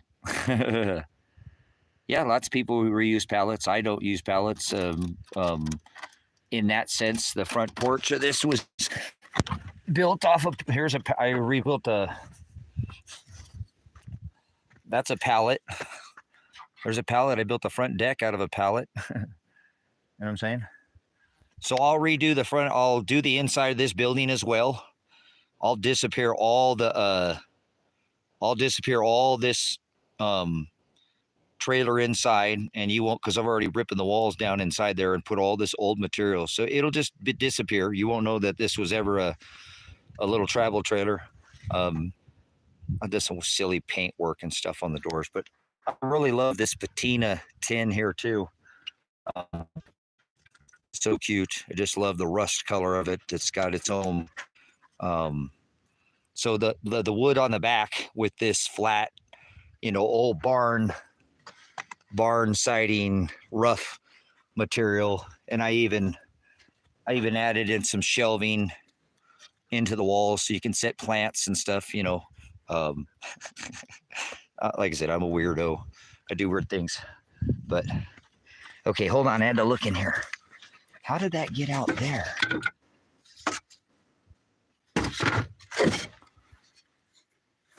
Huh. Huh, interesting. Sorry, guys. I apologize. I'm looking. I found that owl's head. I put that owl sits up right here. It just sits up there, and I found the head, and I think the other one dropped back in behind the building there. But I thought I found the other side. Oh, I did. Very cool. Cool. So I got both sides of the owl's head there. It's one of those ones that turns. Oh no! A part of his ear broke. That's all right. Life's not Burger King. Can't anyway. I'll fix it. His poor little ear broke, but his head moves around on a swivel up there, so I'm gonna have to. I don't know. I'll probably put it on there and maybe JB weld it or something. Do something. I don't know. I repurpose everything, so I'll make it look like it was never there. So, all right, let me move back up over here and set that over here so that I can fix that later. But yeah, this is an old travel trailer is what it is. An old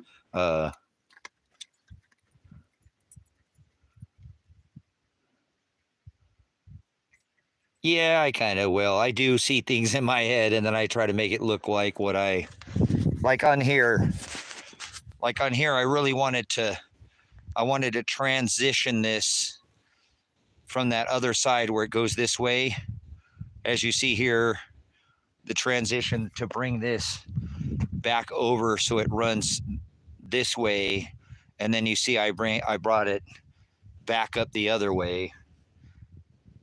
I don't know. See, I do little things. I see things like that in my head, and then I build what I see in my head. This is kind of neat too, the way that I have to do this build, because some of this stuff, because of the way it's built, it's wider on one end and narrower. It gets narrower on the other end, so I have to be able to flip and make it work. So it, see how this one narrows down, gets real wider over here. So I have to work with what I got. So it's not like I'm building with square material, but then it's still got to come out looking square, right? So this will run out, guys. This is why I'd love for people to come out. Like, don't tell me people couldn't do something like this. You could come out and build something like this in this county and rent it out for 10 times a month. I'm pretty sure I can get $100 a night for this. Probably $125 a night. Dry camp. It'll have a skylight in it. There'll be some hammocks hanging outside. There'll be hammocks. A telescope. Oh, I'm glitching. Let's walk up front. So I'll put a skylight in the building. There'll be two hammocks that sit outside, and since we're in the dark sky sanctuary, there'll be a telescope. And I'll rent these out for that building. Should rent out. I'll clear everything out around it, clean it up. Got a lot more, work to do here, but this building should rent out for $100, $125 a night. You rent it out 10 times a month. It's not a residency in the county. You can't say nothing. I don't care what the county says. The county don't like me. So county knows that they're going to mess with me. They're going to get a fight and take it to trial and take it to the box. And I don't sit down and lay down, but this one's back, which is pretty cool, on the back of the property, about 10 acres in. How do you watertight roofing? Well, that's just got the roof on it that's inside that building. So we'll go up front here and we'll take a look at the Rusty Dragon that I'm building out here. One of the other cabins. Trying to get 5 total cabins built out here. I think with 5 cabins, I'll never work a day again. And people just come out here and enjoy this property. And I will work, but I won't have to keep worrying about income. Another one of the buildings that was building out for the wood the wood, but I ended up using up all the wood, and I started this build. Oh, here comes the kitties.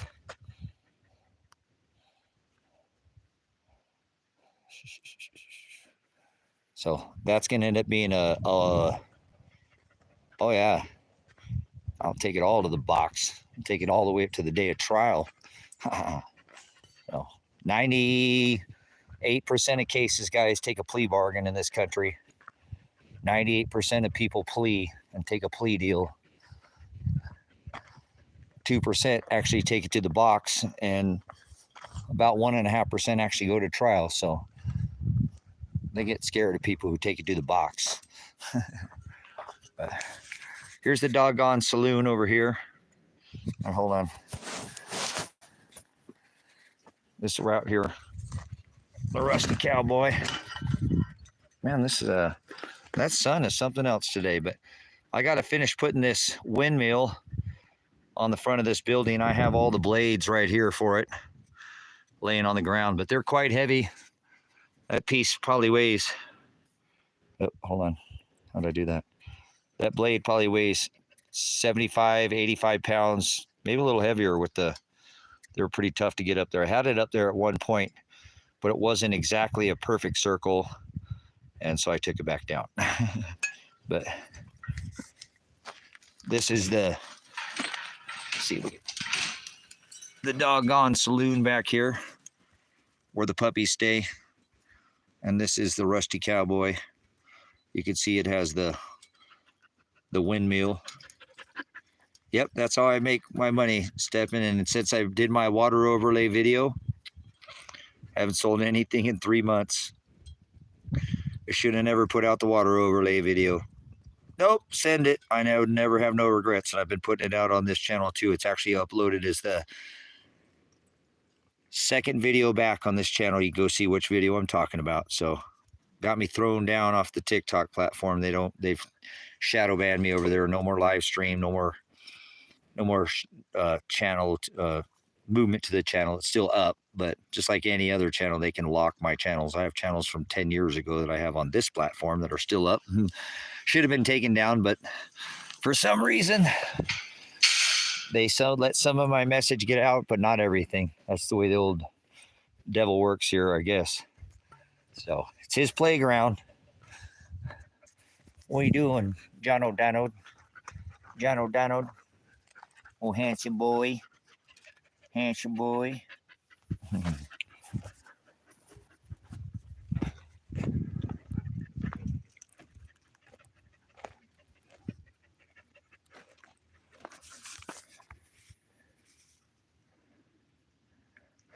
Yeah, I've been having all issues again there, Steven. I tried again to get that money back. I'm not getting any of that money back from CashApp. I tried again, and they're like, "Nope, we're not giving you your money back." So I don't know what to do. This electronic attack is quite. Oh, sorry. I thought guys, the UFO lights weren't on here earlier, and I couldn't figure out why, and now I just did. Oh, yeah, that too. That's not going to help. Take that off of there.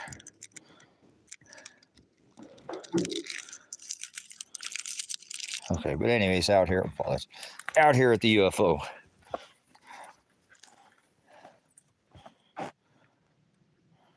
So anyways, out here in front of the UFO here. Yep, see, we got all kinds. It was so windy out here. We got UFO pieces flying off out here. What's going on here? Hold on, guys. Got to put some of this, put the UFO back together. It was pretty windy out here. I didn't see some of the lights on it, and now I know why. They fell off. Where's the other UFO light?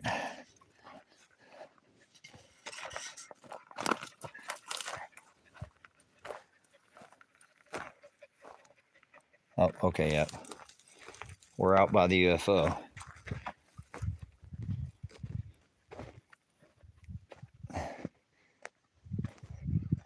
Cool. I do have monetization up on the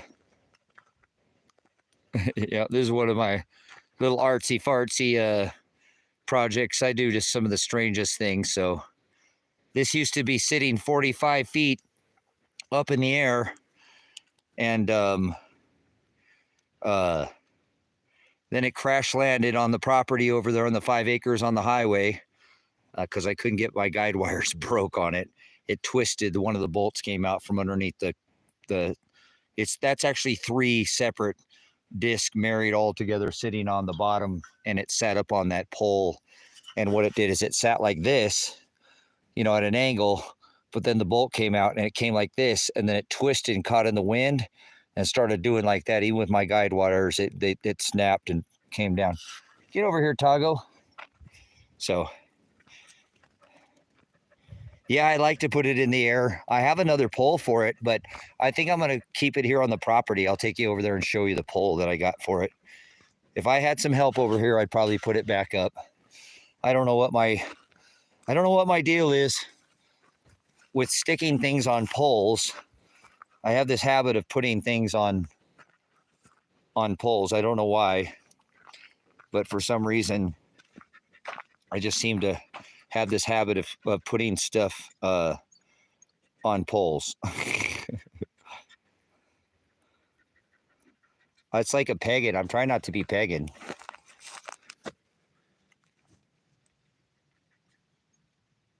Uh-oh. Yeah, it's pretty cool when the wind gets going in here. These spin when you enter the front of the property. They're both spinning when you come in to the entrance. I'll show you this is the entrance to the property, to the Silver Rock Ranch. Over here is the Rusty Dragon. We haven't gone over there yet. We'll take a look over there. Another one of the builds that I've done out here. But this is the entrance to the property. I had to do these when it's windy out here. Both of these get spinning at the same time when you drive up. They're both got a little action going at the front door there, right? But some of the my little weird eclectic things again that I've done out here. So, I built this gate. It's like a 20+ foot gate. I built this by myself. That was a big gate. Hard to build a gate that big by yourself. So anyways, let's go over here. We'll go over the Rusty Dragon. Come on, biggie guys. All my kittens following me out front. That's cool. Yeah, don't want to be a pagan. Putting lights on poles. What are you doing there, buddy? Uh-oh. I see a piece of trash. I'm really excessive compulsive out here about my property not having trash on it. I don't even like the little smallest piece of trash. People are like, you're really excessive compulsive about that. I am. I'm excessive compulsive bad. No, I get it from all over the place. Steph and I move around and get it from multiple locations. I've traveled all over the state to get all the material for that building. I mean, some of it, half of it probably sourced locally here. So, oh, I was wondering where that was at. I lost my shovel and forgot I came over here. I was going to start digging. So this is the pole that I'd got. Obviously, the other one I have over there, I'll show you another one. Kitty's going on top of the pole. But this is an old pole that I pulled. I don't know what this used to be in this town. I forget what they said, what was on it. But I was going to try to take this pole and I have another pivot pole like it was on over there and put that pole on top of this pole, and I could probably get it about 25 feet maybe in the air, 30 feet in the air. I can't get it 45 like I had it last time. I had it 45. The pole's still over there, but it bent at the very base of the pole is what ended up, once the guide wires busted, it bent over at the base. It was a really thick pole too, but we got some really strong winds out here for like 2 weeks straight. The wind blew, and it finally got it. Not anymore. Little pieces of paper. Candy, that's not mine. I don't have candy. So let's walk over here. I'll take you over here to This is my most recent build out that I've been working on, which is the Rusty Dragon. And this is the building that I've been spending most of my time this winter building. And I've had to redo this whole building. When I started it, I'll show you. Obviously, I've repurposed the whole building, and now I'm repapering it and this is that water tank that fell on me and busted my hip and was already hurting. But I'm repapering and insulating the whole. This one will keep temperature in the winter. You'll be able to stay in there and probably light toothpicks inside this building, and hopefully it'll stay nice and warm. With the way I've made sure that I've over insulated a little bit on this building and caulked all the seams, and I want it to be super tight. So there's something above the surface that keeps just super easy, to keep cool and to heat. So this is the Rusty Dragon that I'm building out. More of this siding log, siding, and it gets its name from this. I'm going to redo this. I've just kind of hung it all up on here, but here's the dragon that's up there. He's up there, and I'll redo the whole thing and pull all that together and make it. I've just kind of strung it up there, get it up off the ground for now, but I'll build this dragon. It'll be hanging on this. This is an old windmill, piece of a windmill tail that I've hung it on here. But anyways, let's go inside. This was all built over the winter in the snow. You can see the build, that we had snow on the ground, and I'd be out here sweeping all the snow off of everything and just trying to keep busy, trying to keep myself from going crazy out here alone. So we'll go inside the building. I still have the outside jobs on the other side. I'm going to put a porch off this side, a tin porch. I've got tin down here, and all this came from a barn. I bought this at an auction. I bought all this tin. These were the end cuts of a barn, and so I repurpose everything. Like I said, everything I build is all repurposed. So I've got this side to build out. You can see it was just a shed when I bought it. And I've redone the whole thing. I had to put a beam, redo. I tore off this whole front wall. It's part of on this. I don't know if it's all on this channel or not. I think I have some on this channel.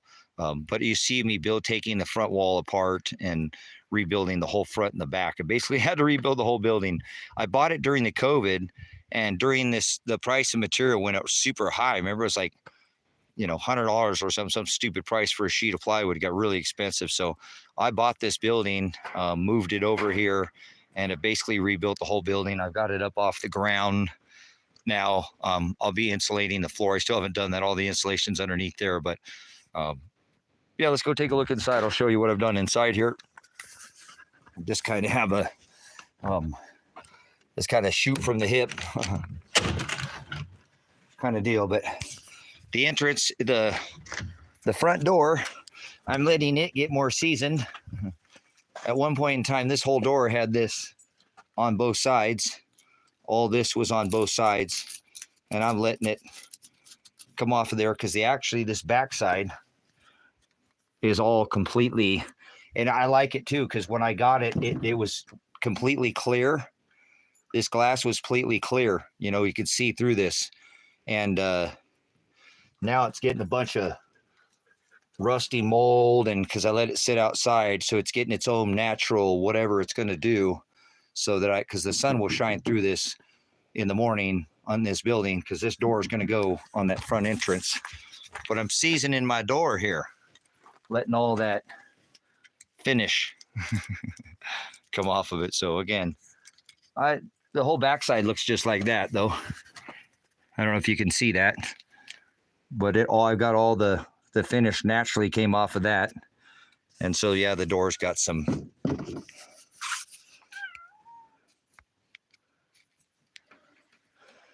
Yeah, it'd be one thing though, Stephen, to have. I wish sometimes I want to go get my self locked up, and I know you're like crazy. Shut up, Tracy. You're out there and you do whatever you want. You know, you're on the outside, but man, this is worse than confinement. I've said that to people. At least in confinement, there's guys in there to be yelling at, and I know they're annoying and all that. But you know, what I mean, somebody to talk to. I got no friends, no family. The only person I talk to is my son. But anyway, sometimes I've thought about getting myself locked up because I get tired of being out here alone. It gets hard. But anyways, I know that sounds nutty. But anyways, let's go take a look at the inside of this building. I want to show you this door that I'll be putting on the front of this building. Goes in that door right there. So that door fits near perfect. Yep, that's who I talk to. My dog and God. That's it. There's my boys. They get a little annoyed at me at times, but okay. Let's take a look. So again, this entrance is let's see, you should be able to get a little bit of light in here. I think we should be able to see still. This camera's garbage. But I have slate. Let's see if we can get some light in here. So this is the back wall. I chose to do these rounds. I was going to do that other colored tin, but I decided to go with this rusty look, and I went ahead and put this down on the bottom. And then there's four cells that go back towards the kitchen in this same, each one has its own little shelf. Let's see if we get the flooring to show up now. There we go. Okay, some slate, some different slate in the front. It looks like the puppies are coming in here. I'm doing open cell on this side. I want this all, I want all this showing these exposed beams because these are old trusses, old wider trusses. And so I like this tall thing. And then I forced myself to put this green tin over here in this cell. And then I'm going to put this chain. I tried to hang it by myself, man, and I just can't get that thing up there without nailing it. But I have this old logging chain here that I'm going to string up in the cell. You know, I want it back up in that cell. So that will show with that chain, if you can see what I'm talking about. But I've been working on the fireplace, this fireplace hearth, all this repurposed material that actually came in. It was in a different direction when I took it off a build. Yeah, that's chain. Look how big that stuff is, you know. I mean, it's a monster, man. And it fell down on me that one. I said, all right, I got so frustrated. It's on a live stream. I actually took the live stream down because I didn't want anybody to see me get all, hi, buddy. So old workbench, you know, some metal stuff all poured into these are old, some of that stuff that's hanging up on the rusty drag in there. But I built this fireplace hearth back here so that this can have a nice wood stove. I really like this stove. This was supposed to go back in the shelter. But I had this stove, this Orly stove right here. Can you see that? Yes, this barrel Orly stove, really nice. Oh, I need to get that and cover that up. That thing's leaking a little bit of, that's all right. I'll sand it and finish it again. But this is a really nice Orly stove, and I kind of built the fireplace hearth around that round stove. But I like this one when I put this square material up the back, because I'm going to use these. I have some more of these, and I'm not going to run the next ones all the way across. Actually, the next ones I'm going to bring like here and then probably here, and then run the rock in between. So it'll have like 3 stepping hearths that go up, and then I'll fill these cells with this rock. Like this cell here we'll get this rock, green, rock, wood, and then probably green back there again. I don't think I'll go this tin. I think I'll go ahead and do green because now you haven't seen back here, but the loft was built. This is the bedroom up here that I've lofted and built this lofted system here. This is where all the bedroom. I was going to use this new thing, but I saved it because I didn't want anything new on this build. And I went and took down another building for somebody that had some plywood and it was old and I used it. That's on the floors now down here and on the walls. I had to say it all had to be. But anyway, so this will get this wood stove. This is an old stove that's, oh, I don't know what I just did there. This is a cook stove, and I wanted this so this can vent near this window here. And this is the kitchen area. It's cluttered right now, but this is all my material that I'm building with. But this kitchen it'll get a bathroom in here on this side where this cabinet's sitting. This will be where a composting toilet will sit. And then the rest of it will be all kitchen underneath. And then I'll use all this. I force myself and I do all kitchen in the seafoam green. The whole kitchen from underneath the seafoam green. I'm not sure how I'm going to do up here. I have some other material. I haven't gotten, my brain hasn't, I have some things in mind, but I have some material in the back that's got some big knotty stuff, you know, the big knots and stuff. I've got a pile of them that I got off a job that I did. I was thinking about running those as pickets, you know, the ones that have that real big knot thing in them, you know, and it goes down. I do everything. Look at this beam. This is the beam that broke my back. This beam is over 400 pounds I put in. I broke my hip. This is a 20-foot beam. It's 20 foot, and I dropped this end on the ladder over on the far side. So it goes 20 feet across, and it's real. That's 10 inches across. You can see how big that is. I put that beam up by myself because I had to take this whole wall down. It was just nailed into these. These were nailed into, so it goes all the way back. So I had that, and when I pushed it, here, let me show you what I'm talking about. Get out of the light, Tracy.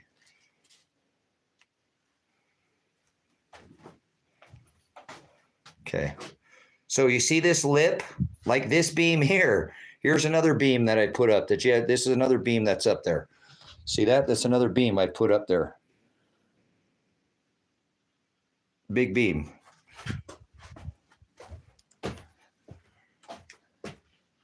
Okay, this beam's about half the size of that beam over there. This one's twice as big. So what happened is when I was putting it up on this lip like this here, hold on, let this do its thing here. Okay, see that edge right there? Why don't you get a better phone, Tracy? Okay, because this is, there we go. So when I lifted it, it's 20 feet across. It only got about that much space. So I just had to pull it out, away, all the way over here to try to get it up and on and back over here to get it up. So I had to diagonally, you know what I'm saying? So it was up on the top plate on this side, but I actually did it on the reverse side. And then this side fell down. It fell off while it was up here. And I held on to it like an idiot. And it, man, I was bad for a couple months, man. Yeah, it was bad. I hurt myself pretty bad. So, but that's a 400-pound beam. And I did that one. But now look, all the trusses, they go up underneath and they're sitting on top. These trusses in the old video were just nailed into the side of a 2x4, like down here. They weren't on top, sitting on top. They were just nailed into the side. The whole roof could have just, you know, so I had to take it apart. Same thing with this wall behind me. I had to come apart and redo it because but whatever, it was worth the material. It was worth the build. So nice little cabin windows, double windows. I plan on putting a little wink window up in here, a little wink window up there in the lofted bedroom. And I'll probably use this tan colored tin that I have right there up in the bedroom. and not the green tin. So forcing myself to do more color. I normally don't do. I like my cabin over there. It's all old wood. Everything looks like this. I like this style and this style. But I wanted to build this so that other people would stay here, and I didn't want to do what I wanted. I wanted to do what I other think people would enjoy, and can't do what I want all the time, right? I mean, I have a 40-foot cabin I built the way that I like it. Actually forced myself to put that seafoam green in the back of the in the lofted bedroom too. So anyways, all of it's just repurposed material, guys. I'm a reduce, renew, repurpose kind of guy. Everything is yeah, I like wood grade. I mean, come on. I don't feel like I'm in a modern world. See, it's all repurposed, and I feel like I'm in the back in 1800s or something. You know, I don't feel like I live in this day and age when I see. Don't I match? I don't care about matching, guys, but it just matches who I am. I can't be, you know, I'm not all new, modern. So, but I believe this will be a nice building, and I think this one will rent out pretty quickly, guys. I left a little bit of that. I don't know if you can see that. I left some of that. I don't know if it's going to work. Nope. Okay, but yeah, there's some rusty tin up there. Look, up above too.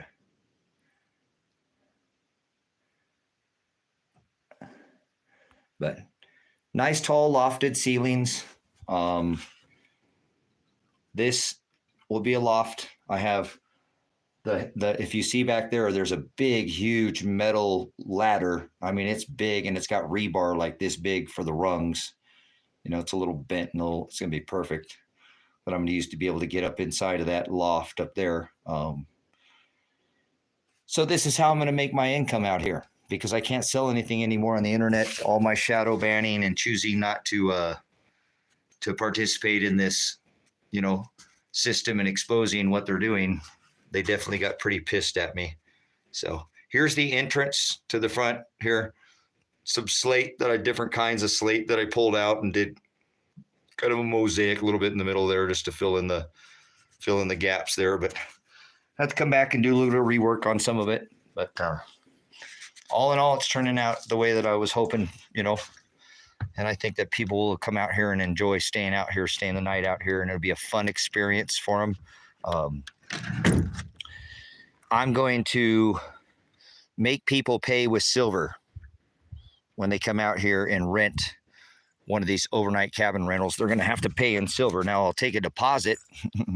I'll take a deposit for their, you know, for the night, because I do want to cover myself if anything gets, you know, but I'm going to make them pay with silver. So, but anyways, there's the front of the rusty dragon. I will get all the other sides completed here. And yeah, thanks for taking the tour with me. I'm going to go back over to the house here and get these dogs put up.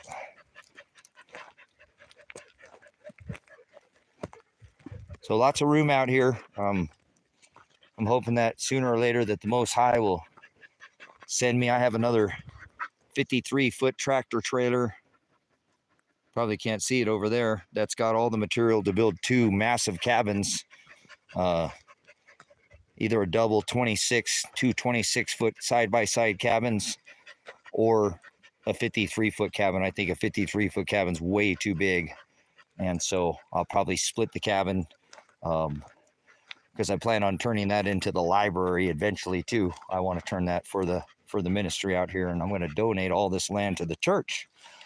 So everything you see here will be donated to Grace and Truth, High Desert Grace and Truth Ministries. I'm going to turn this property over, and if it's turned into a church, it can't be not taxed or taken. The government can't take it or touch it. So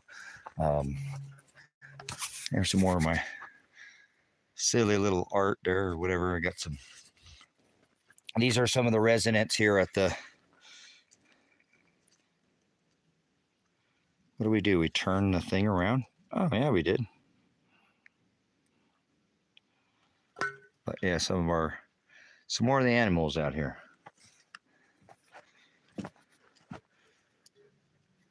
Can you see the windmill back there, the wind turbine? Here we go back and look at that. Let's go back and look at that wind turbine real quick. I built this wind turbine and installed. It's all anchored into the ground here. And that's where I get my power from. I also have solar. There's a chemtrailer going by. Whew.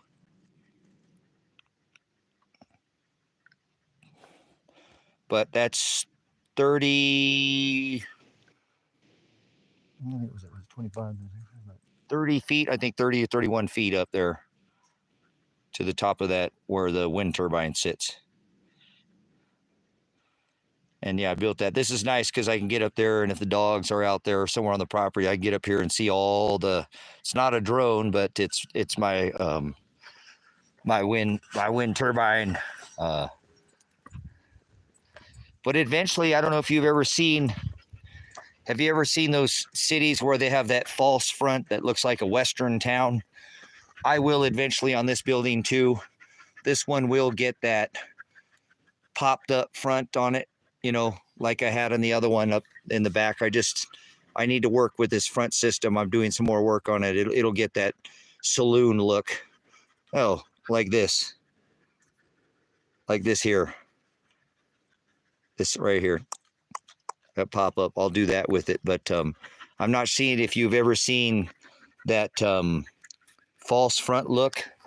But I will do the whole front of this property. I'll put that whole false front look on the front of it, so it'll all look like a Western town when you come in here. And I have that's my plans to do in some of the areas in the back where I want to kind of, you know, make it, give it some different where I was telling you about earlier about these things that I was thinking about stringing up in that balcony with those knots. This is what I was talking about, is these. I probably have about 30 or 40 of these in the back. They're old, you know, they're not all of them are perfect, but that's what I was thinking of using, is kind of like pickets up inside that loft that I was telling you. I've got some more of those, but this is pretty cool. This came from an auction out here. We don't have cactuses out here like this in this desert, but I thought it'd be funny out here in the high desert Oregon outback too. Get out of there, Tago. This came from an old farm that was out there. That was actually made back in the 70s. And I just thought it was kind of funny. Thought it'd be funny to have out here in the desert. We're going back in this is the entrance to the property here. We've got our entrance to the front door there. This is where we, yep. Got multiple gated, you know, some people say, oh, you live in a compound. Well, I don't know about that. It's not completely fenced in. Not yet. I'll get there. I'll get there someday. Hold on. We gotta shut the door here. Repurpose, renew, reuse.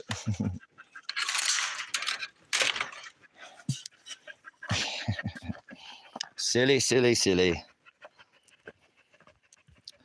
But oh, here, we'll show you this here too, Ira. Since we're taking the tour, you might as well take the full tour.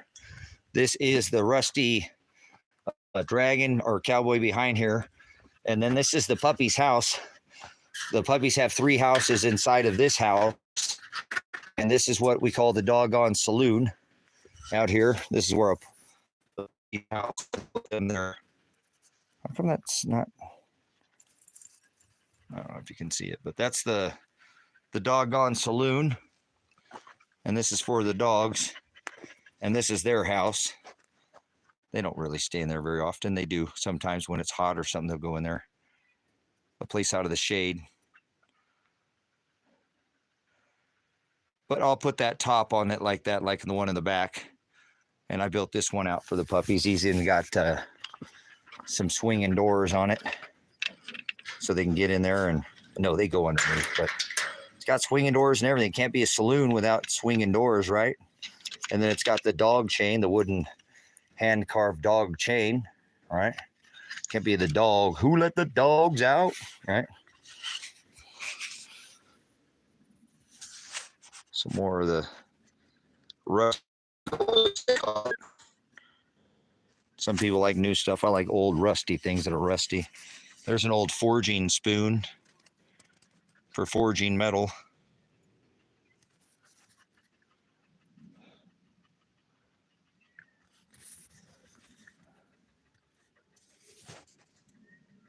Oh man, what'd you get stuck on the side of the road? Does it? My bad. My bad. Minecraft, it gets all pixely. So, this is the Rusty Cowboy, and he's keeping guard over here of the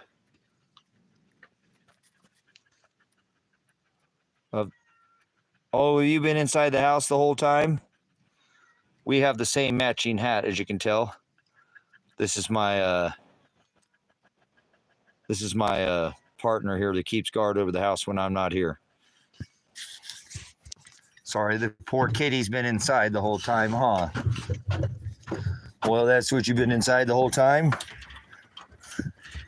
Poor kitten. Uh-oh.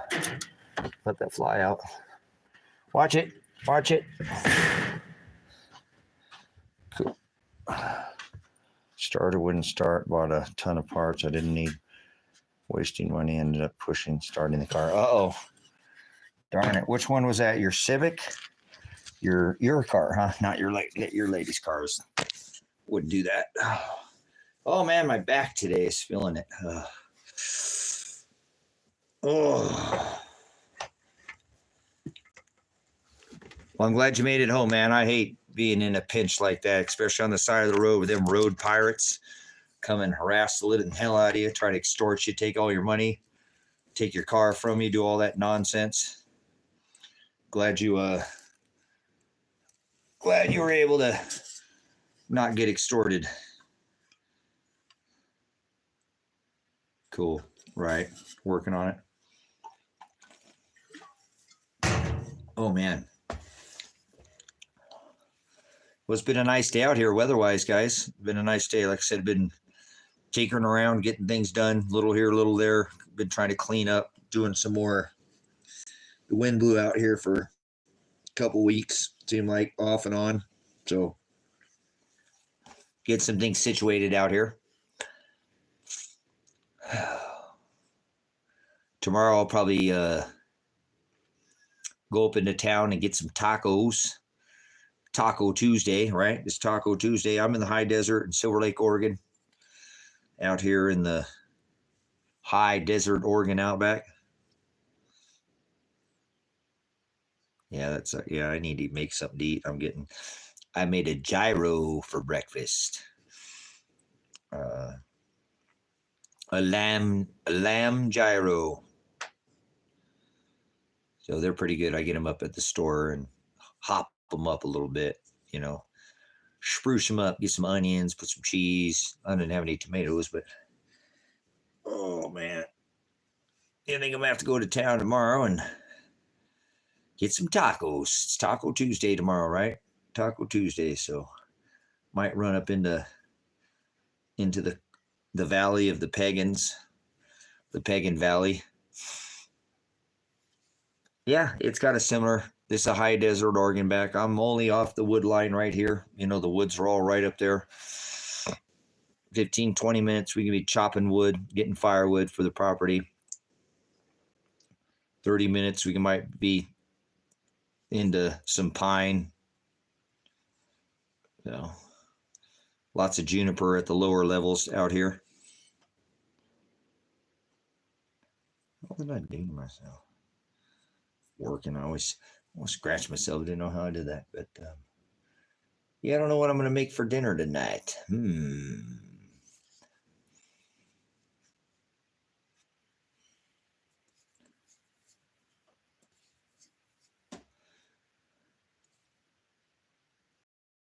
Yeah, I ate a lot of burger. I ate burgers and tacos, lots and lots and lots and lots and lots and lots and lots of tacos. Lots of tacos. I'm always eating tacos. But tacos or tostadas, not a tostada kick. I picked up these, what was that on my hat? My stitching coming undone or something there? What was that? But yeah, they've got those tostada shells that are pre-cooked, man, and they're pretty decent. And so I've been changing tostadas and tacos. Yeah, I hear you. I hear you. I'm a meatitarian myself. I don't, I've been trying not to because I grew up. That's all I would, I came from an age where the meal was based around the meat. Don't tell me there ain't no salad. That's just a snack or an appetizer. I need some. So, but yeah, that's old school. But I don't eat as much meat as I used to. Um, I definitely, I used to like a big old juicy burger or whatever. Now I'm more of I like a slider, not so much meat. Um, I'd rather have 3 sliders than a big burger. You know what I mean?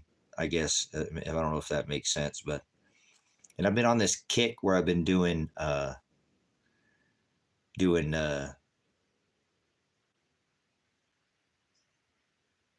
don't know why I like that Velveeta cheese. I didn't grow up eating it at all. My dad never really made Velveeta, but I take and make a burger and nice. I'll make a hamburger and then I get the Texas toast and get a little bit of that Velveeta and something when it mixes to that burger. And sometimes I'll put grilled onions on it. It tastes kind of like a patty melt, you know. Um, yeah, I like the other cheese. I like all kinds of cheese. I just every kind of cheese. But I'm kind of a cheeseaholic too, man. I like cheese with Captain Crunch. No, I'm just kidding. I don't eat cereal, but um, I'm just never eat Captain Crunch with cheese. But that sounds kind of good. But um, anyways, yeah, break up, scrape off the roof of your mouth, Captain Crunch. But I don't know why I didn't grow up eating Velveeta. Never grew up eating that. Yeah, I know it is. I shouldn't even eat it. I know I shouldn't even put it into my body, but I didn't eat it very much. You know what I'm saying? Ever, girl. My dad we just had regular cheese, whatever. I remember Ronald Reagan cheese. Come on, I'm old, but I don't know why. Didn't eat it. And so now I've just kind of it's so cool to actually not eat things growing up, not being picky, but like when I was growing up, I didn't like raw tomatoes. It's in the texture. It was so much the taste. Tomatoes really don't have much of a flavor, a little bit, but it's kind of when you cook them with other things, a little salt. They're. I mean, a good tomato now I like, but I didn't like tomatoes growing up. I ate cooked tomatoes, spaghetti sauce, ketchup. I just didn't like them raw. I just wasn't. It was the texture, kind of. Not like a good. Maybe if I had better tomatoes or something, but I always seemed to get that tomato that was kind of chalky or pasty or that I didn't like that texture of some of the tomatoes. And the seed a little bit when I was something with the seed beans, it just didn't go over well with me. But God, I love tomatoes now. I'll eat anything. But see, that's what I'm saying. I'm glad I didn't grow up eating tomatoes my whole life. Because now it's like, oh my God, it's like, oh, these are so amazing, because I didn't eat them my whole life. So I'm like a kid in a candy store with something. So maybe I'm kind of like that with the Velveeta cheese because I didn't grow up eating it. So I don't know what it is, but I've been kind of on this kick of eating stupid Velveeta cheese with making grilled cheese or making a burger and putting the grilled onions. And then I sprinkle a little bit of the garlic salt on when I'm cooking the Texas toast. And I don't know, man, they're pretty good too. So just been on a weird kick with the burger here lately. I don't know what it is. I don't know when the first time that I bought Velveeta cheese. I think it was just about a year ago or two, maybe at the most. And I'd never eaten it, but weird. Picked it up here recently, and that's been throwing that into my diet as well. Yeah, oh yeah, those were so nasty when you were a kid. The tartness of them. Remember the leave that taste of that. They're like, oh, that's so good. And that's so weird how your taste buds are going like, ooh, a little butter, a little salt. Oh, I kind of like that. Okay. See, I've been a 5-star chef, 5-star man's 5-star restaurant food. Food's my deal. You can't tell somebody what they like in their mouth. And sometimes it doesn't have anything to do with the flavor. It's all about texture. So people forget that. Sometimes people don't want something that doesn't have anything to do with the taste of it. You know what I'm saying?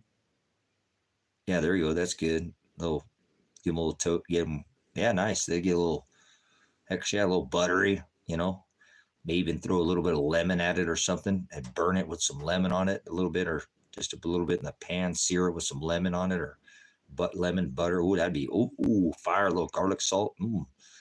Man, we didn't want to touch a Brussels sprout with a 10-foot pole when we were younger. Like, keep those things away from me. I remember none of us. Yeah, I don't eat seafood anymore. I just can't. I can't eat fish. I went too long without eating fish. I grew up eating all of it. Sushi, seafood, everything. Octopus, all of it, you know. I quit eating seafood after Fukushima. Fukushima's when I quit eating seafood. And I know that most people will never get that in, you know, but I just did it as to make my stand, you know, that is still leaking into the, you know, the Pacific Ocean to this day. But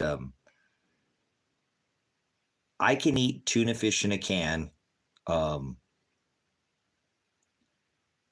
And I thought I made myself, yeah, me too. I'm hungry. I gotta get something to eat here. I'm gonna start talking about food. I won't keep you guys too much longer. I might come back on here a little bit, do some more, couple things around here, do a little studying, get a little more light here. But thanks for taking the tour with me, guys. Appreciate it. Been hard at work trying to get myself off the. Well, see, I might be able to eat a lobster tail now, but I don't know because the last time I tried seafood, it just, oh God, it's so strong. You know, I'm just the fishy flavor. Now I can eat because I didn't eat seafood for like 12 years. I don't know when was Fukushima, like 2011. You know, so almost a dozen years I didn't at all, and I would eat shrimp. And my son used to love shrimp. That was his favorite thing growing up. You know, and I would still cook him seafood, but I wouldn't eat it. You know, like when I eat pork, but I would still cook him pork. You know, I just there's certain. At one point, I was, anyways, but. I didn't eat seafood, and so I forced myself because I thought that if I would try seafood, I would throw up. I gotten that long. It was like I felt like I would get sick if I ate I didn't even try it. And my mind was placebo affecting me, like, oh, it's too strong. It's, you know, it's you know, the seafood flavor and, you know, whatever with. And I tried again, guys. I mean, I've eaten, you know, tuna fish casserole with some, you know, macaroni and cheese with tuna fish in it. But like the other day, I bought, you know, a couple weeks ago, I tried. I was like, whatever. I bought some cod, right? Some real, not cheap, but some better, not tilapia, not anything. And I ate one piece of it, and it was not easy to eat because of the flavor, the fishy flavor. That's all it was, you know. So, but I thought that I couldn't eat it and would get sick. And so I forced myself. I'm like, you are a wimp. You're going to eat seafood. I don't care if hell Fukushima or not. You're not going to be where you can't eat seafood because it's going to make you sick. You're going to get over this, buddy. You're going to start eating some seafood. And I forced myself after 11 or 12 years. As I started with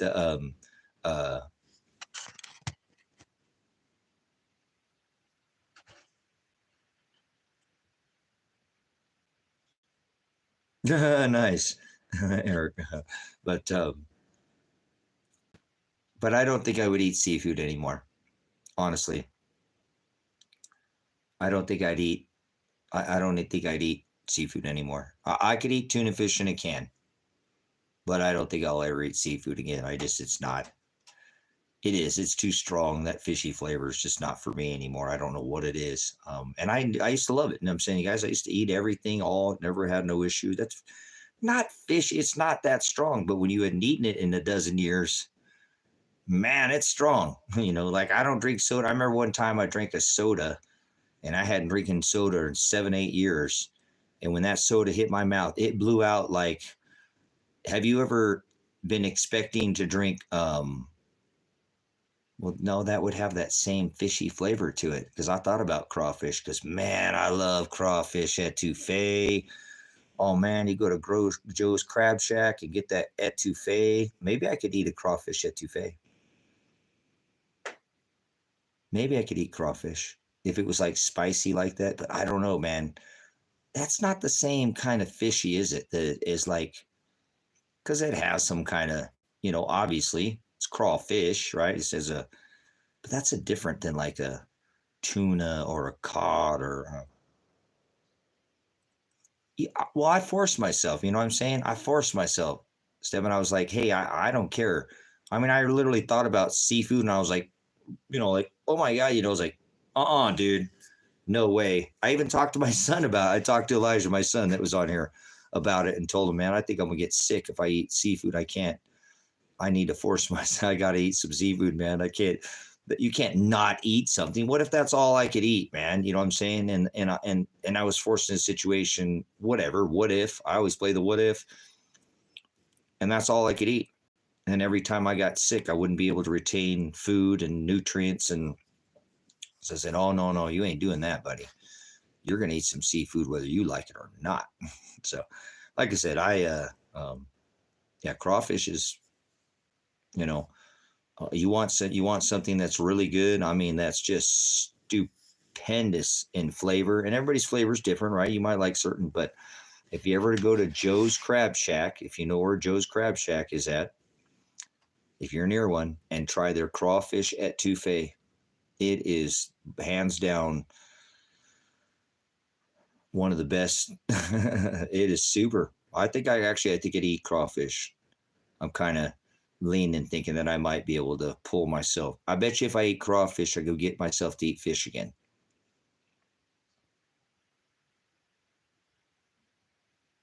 Nice. It's just for free for us. That's from the ocean. Yeah. So, but crawfish etouffee is from Joe's Crab Shack, guys. That is one of the best dishes. I'm telling you, they do I'm a cook, and I'm 5-star. That roux that they have there, and it's spicy. I mean, it's spicy, but it is the perfect amount of spicy. It is wow. That's a good dish. So, man, I think I want some crawfish etouffee. Man, I haven't. Yeah, that would bring me back over to the seafood side, right? To the dark side. Well, no, to the water, to the. But it is important too. We really should eat as much fish as we possibly can, because iodine that we fill our thyroid, right? Our thyroid's filled with. We keep that filled with iodine. We're a lot more healthy, and the only way to get iodine is either from fish, sea salt, or like seaweed. It's not. There's no iodine is an ocean thing. It's a alkalinity. So the only way to get iodine is to either eat iodized salt, if they iodize it, and then pulling that from ocean, from a saltwater source. Like if you just buy iodized salt or sea salt or Himalayan pink salt, that's an old, sea that they pull that from. That used to be a sea at one point in time. Our earth has always shifted, like it's doing right now,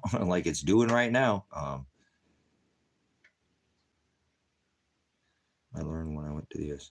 Yeah, we are cheeseaholics. Mental health worker. We are absolute. I know we use when I go to the Olive Garden, you know what I'm saying?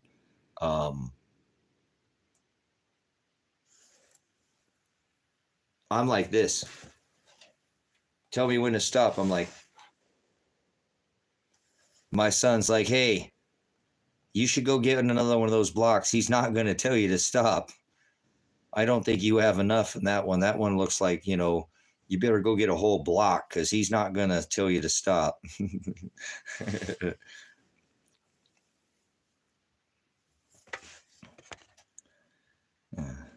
Last question, I went lobster shopping at every store, and there's one sold meat lobster still I got burned on. That was between 2 larger bars. Oh wow, yeah, boy, that'd be nice to have that kind of money to go eat lobster all the time, huh?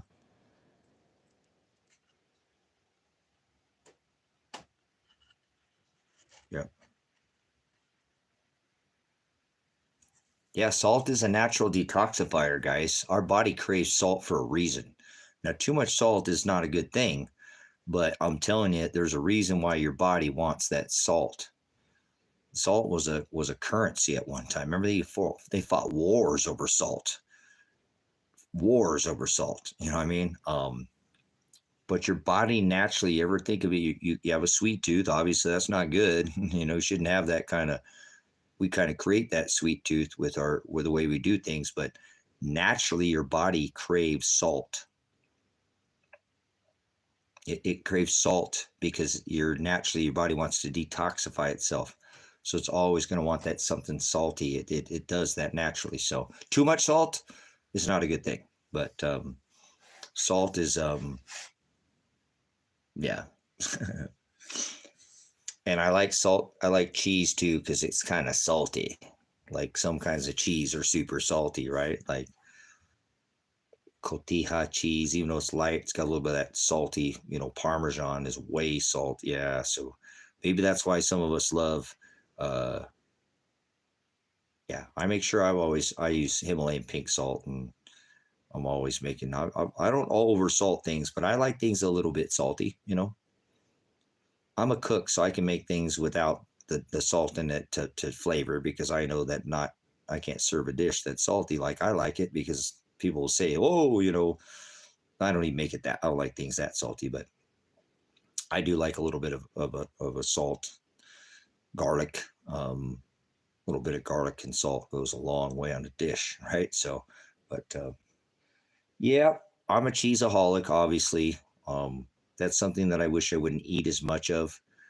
Um, Cheese is not good for your sleep. It messes with your melanin. Your melanin. That's part of what we're really never meant to eat. The amount of dairy that we eat. We never ate this much dairy ever in history, not like we do now. Cheese and as much. I'm not saying that we haven't used cheese, we haven't used milk, so we haven't, but not at the levels that we do now. We just, like me, man, I want cheese on everything. I actually just made some bean and cheese burritos, and man, I put so much cheese on there because I just, that's what makes a good bean and cheese burrito. Just enough cheese to overpower the beans. Yeah, see, yep, salt and there's another wild combination. Yes, salt used to be used as a currency, Eric, and they fought wars. They fought in literal wars over salt in history. It used to be like, you know, it was actual, you could spend it, salt, just like this. Pretty amazing in history. Yeah, wars were fought over salt. So it was so valuable, they would kill each other over it. Yep, it was a form of money. And they literally fought and killed each other over it. So they knew how valuable salt was back then, guys. Think about it. So doctors will tell you don't use salt. Most of these doctors warn you about, basically tell you to stop using salt altogether. If you listen to a doctor, they won't tell you. They'll tell you salt's bad for you. Two snakes going up a pole. Right, exactly. They don't want you to, they're like, here, take our big farm guy medicine, and you could use some mullein, right? You can go steep some mullein, and use that for how many different elements could you use the plant mullein for, right? The natives use that for everything. Pretty much, gosh, they use that for so many different tinctures and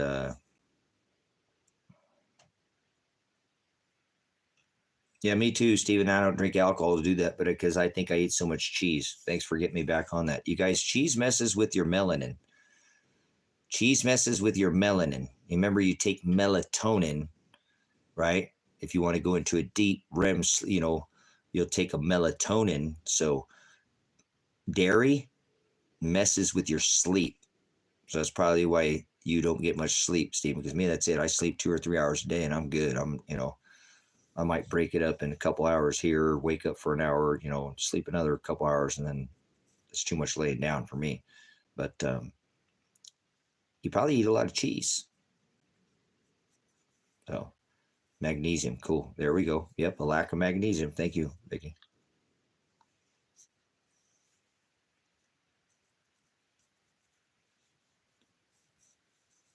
Cool. Do you eat a lot of cheese?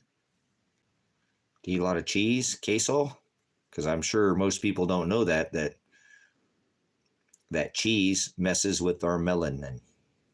So it can interrupt your sleep cycles and your sleep patterns. Most people don't know that. But again, I don't think that when I looked back in history, we've eaten cheese before in history, but not like we do now. We don't eat candy like we did in history. We don't eat pasta as much as we do now. People eat massive amounts of pasta, and they didn't eat that much carbohydrates in the past because they knew that turned into sugars, and that's even carbohydrates are not, too much of that's not good for you. Breads, yeah, they ate bread in the past, but obviously bread is, time of crisis, but we eat a lot of bread now. I think pepper is medicinal. Well, I think I should look into that more, but I think pepper is something that it's another detox. I know it's another detoxifier like salt. It has some properties that can help, like a cayenne. Yep. There you go. Exactly. So, pepper's getting expensive, guys. You seen the price of pepper? I mean, it's gone up a lot in the last 10 years. I remember pepper used to be pretty cheap. It wasn't super expensive, it wasn't overly priced. Now one of those little things, with the flip top lid, they're $8, $7, $8 or something more for the, the not the big guy, but the smaller. It's holy smokes, pepper got really expensive. Yeah, that's what I use.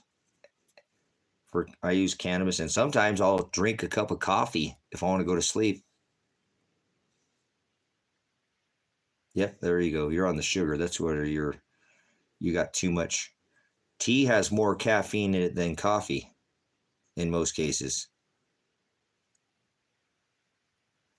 Yeah, tea is tea a lot of times has way more caffeine than the next minute it's bad for you, right? They say that this is good for you. Eggs are good for you. Eggs are bad for you. Take this. The whole food triangle has been completely inverted, guys, if you think about it. So, and come on, unless you're growing your own garden, raising your own meat, right? And making your own pastas and stuff, growing, milling your own good non-genetic, you're just eating poison in a box, different flavored poison, basically. In America, it's really bad. So much fillers. They got us up to 28% cellulose in the foods now for filler. 28%. If they put any more cellulose, we would be getting massively sick. Our bodies can't take any more. Not even 1 more percent. Not even 1 more percent. That's the cellulose that comes out of like beetroot or like cane sugar. There's lots of different ways they take that pulp, like the white part of the inside of cane, when they squeeze that sugar out of it, and then they beat all that down and get that white, and then they powder that out, bleach it, and then turn it into liquid, and add it back to our foods. Healthier. I know they said that some of that stuff that they said, yeah, like some of the breakfast. You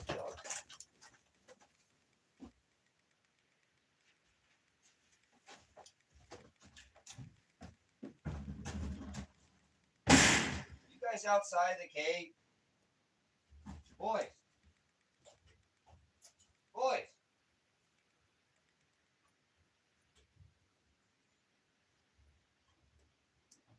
Doggo.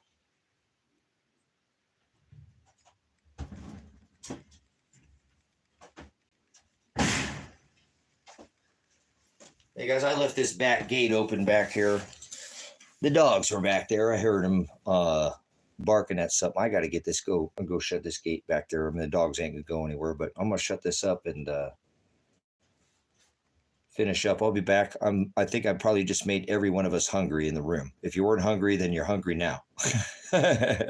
So I'm gonna go cook something for dinner or something, get some food in my belly, do some more research. If you haven't gone and seen that last channel video I put up, it's just a graphic that I did. Carl was in here earlier, was requesting that graphic, so I did a video on it, and I added some more of the cuts and whatever. If you went over there and checked it out, I appreciate. If you haven't seen that yet, it's just a 53-second. It's not a short, but it's not a long video. Go check out that water overlay video too, please. If you haven't seen that, please tell me. Like maybe I've already talked with Mental Health Recovery. She's in Australia, and we've already discovered that over in Australia, on the eastern side of the Australian continent there, that they've already taken over most of the east side, and that's where the water is not going to flood out that area. So it's pretty obvious that in Australia, they're probably aware of this current water cycle. So I'm trying to reach out and get some other, I could do that on my own as far as Australia, because that's a known thing. You know what I'm saying? What I've been told over there, that they've already taken that land over like 20 or 30 years ago. Somebody gave me a name. I might have talked to you and somebody else about it. I have a lot of Aussie followers, so and subscribers on this here too. But I want to put some more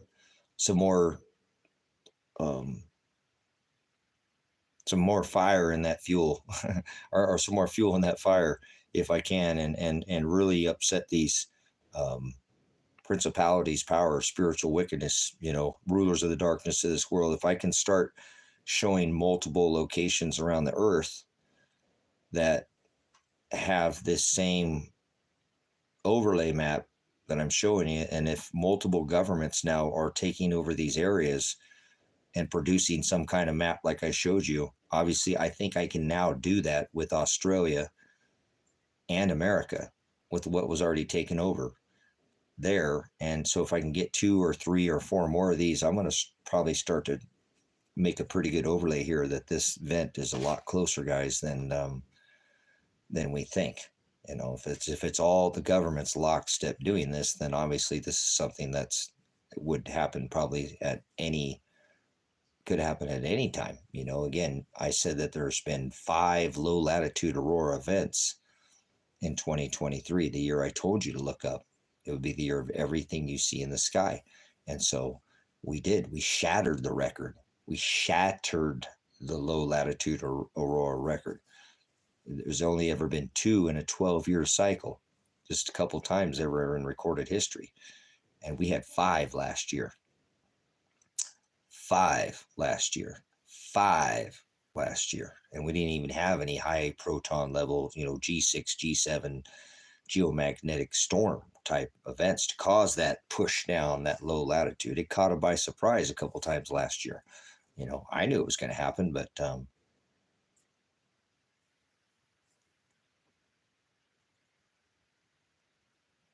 cool. I'm always talking about this cycle. These are cycles. I pay attention to cycles, Eric. I'm always paying attention. I love history, and I like to read between the lines, because I know that the victor gets the spoils. You read one side of history when you read history out of a book, right? The loser doesn't get to write any of that history. Only the victor gets he gets the spoils. So you have to kind of learn how to discern and to search and seek out that, and find that there's a right side of history, there's a left side of history, and then reality falls somewhere normally right down the middle. So you need to be able to read between the lines, so to speak, if you know what I'm saying. Distinguish the forest from the trees. People that get a little too close or a little too far away, it's somewhere right in the middle, if you think about what I'm saying. So that's where I try to come with my more factual based than opinion based. I'm very opinionated, but I try to base why I have my opinion with fact. Why I feel the way I do. It's either something that the word of God says, not no religion.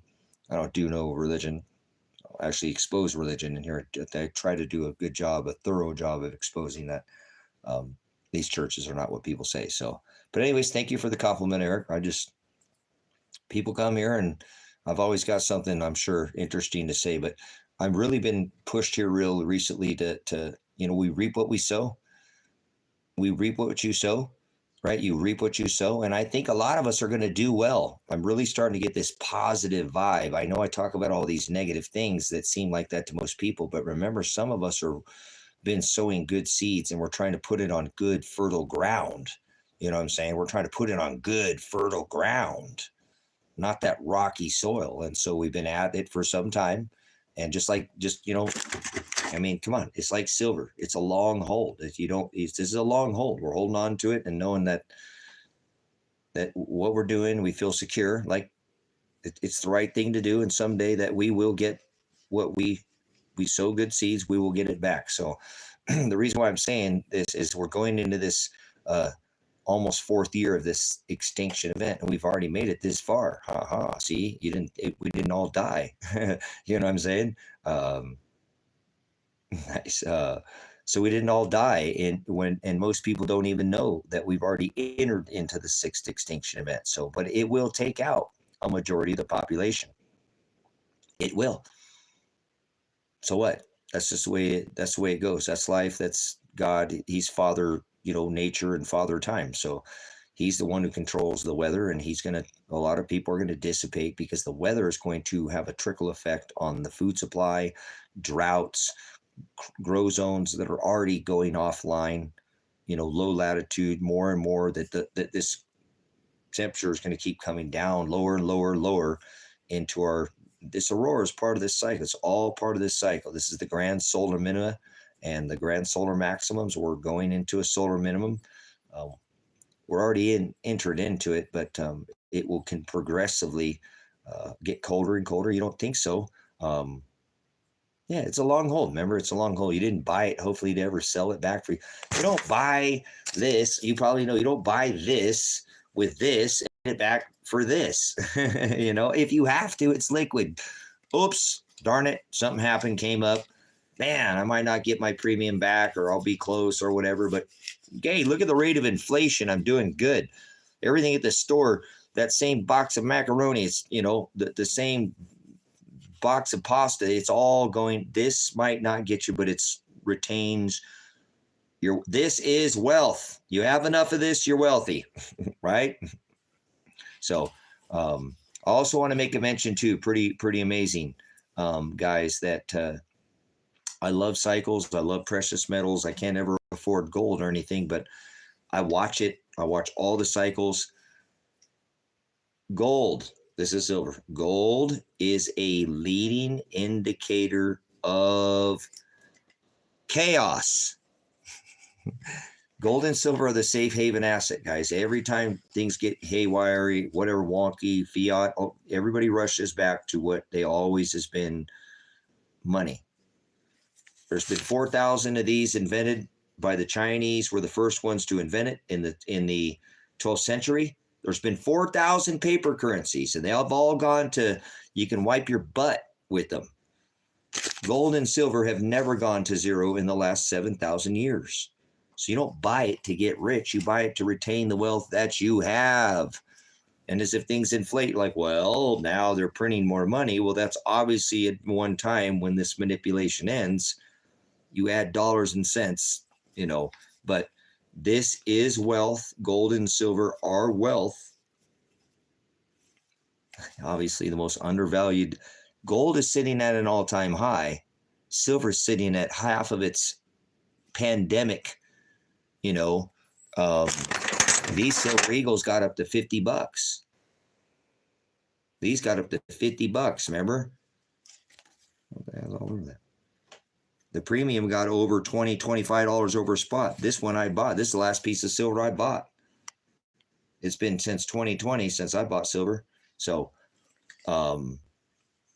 this is sitting at what, $25, and gold is 20. It's sitting at its all-time high. So this will catch up to gold. This will. It always does. It's been 15 to 1 in the money. The average it's come out of the ground is about 7 to 10 to 1 in history. A little more at the time of Christ. When it was in a quarter or a dime and 64 or older, okay, this was money, okay? And so, again, most people don't understand that this right here is the safe haven asset. This is the safe haven asset. And so if this was a gold piece, when chaos gets crazy, Gold will tell you how crazy it is in the world. Gold will tell you how crazy it is. Gold is an indicator of chaos, guys. If you go back in history and you look at gold, you'll see that when things break down, that gold will go up in value. And gold is sitting at an all-time high right now. So don't sit around and think things are all lollipop right now. You know what I'm saying?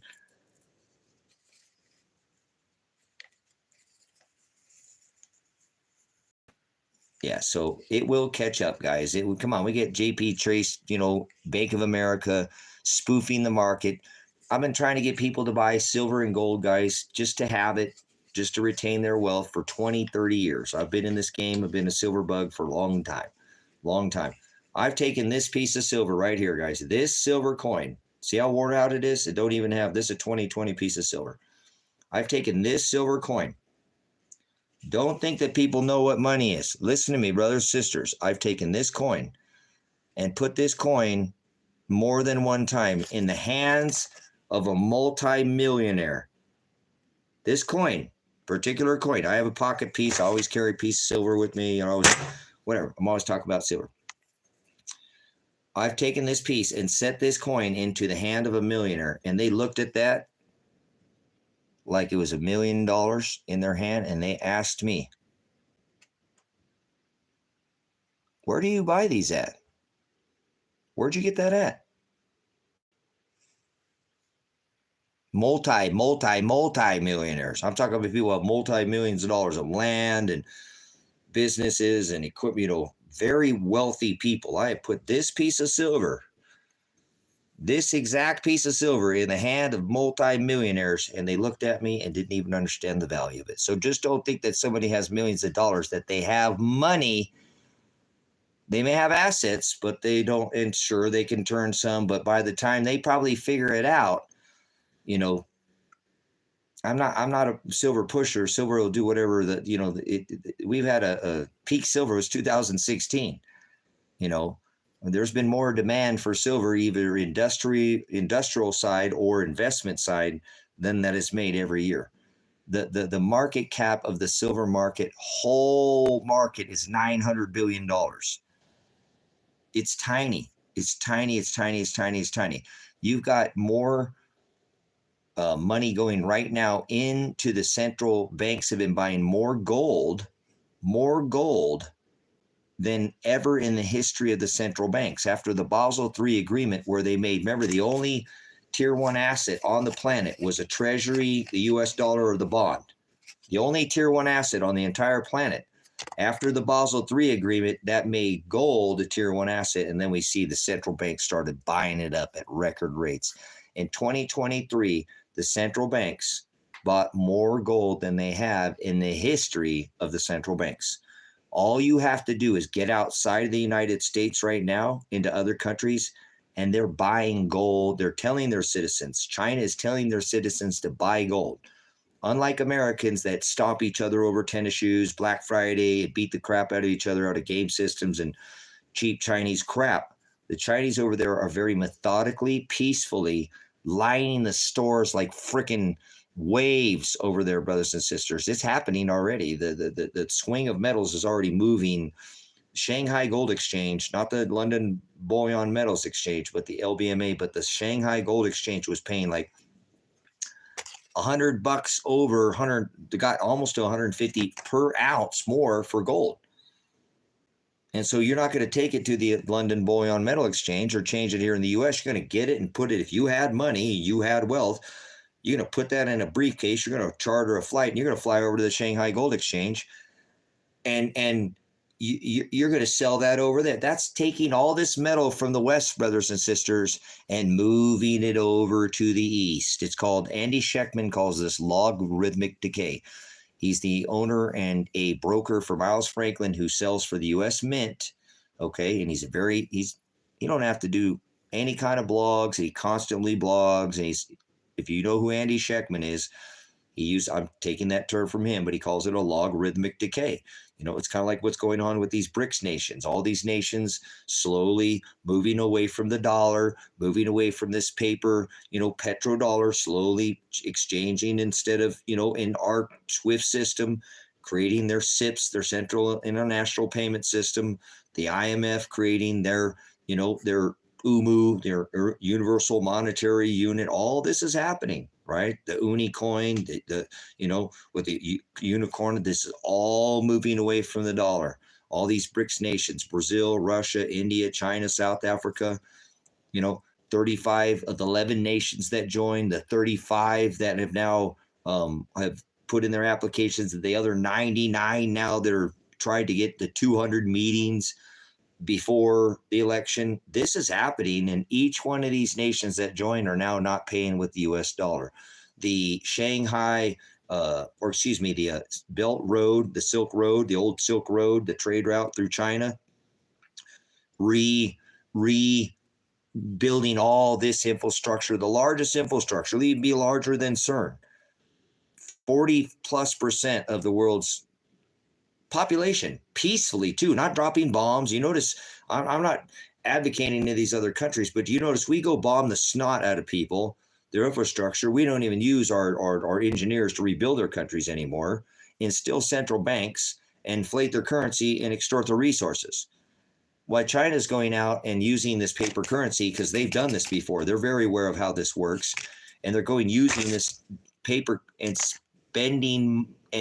spending it in other countries and helping them build bridges and infrastructure and all these other things. And we go around blowing people up, and China's been going out there peacefully helping people, giving them loans, building them infrastructure. So people don't want this system anymore. Like exactly what we did to Russia when we kicked them off the SWIFT system. That's the system that forced everybody to pay for oil with the US dollar. That was their exchange.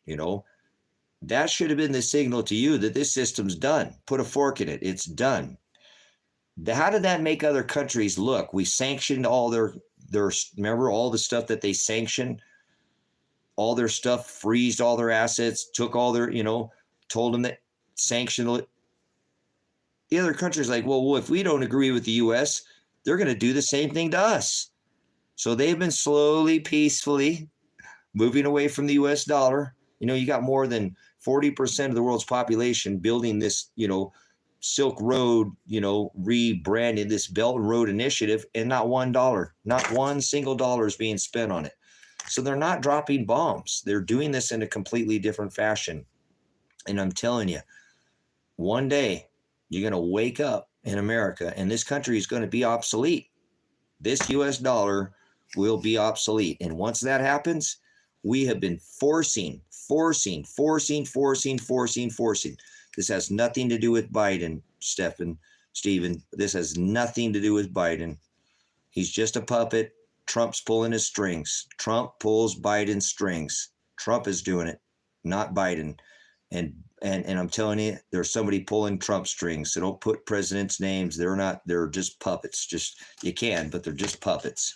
But I'm telling you, one day when we've been forcing everybody to pay for this, or use this, making them use this, and then inflating their currencies and making their currencies worth so little that this is what they spend because it's worth so much in their country. And we've been forcing them to pay with this for so long. Remember in 1913 when they made that Federal Reserve after going to Jekyll Island and making this Federal Reserve Act, this dollar has lost 98% of its purchasing power already.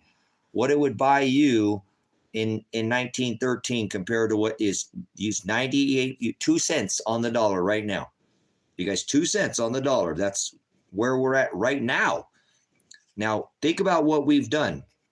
I'm a United States Army veteran, and we will blow the living snot out of your children and your women and your buildings, your infrastructure, your subterranean structure. If we can hit it with our, busters, and we will annihilate your country.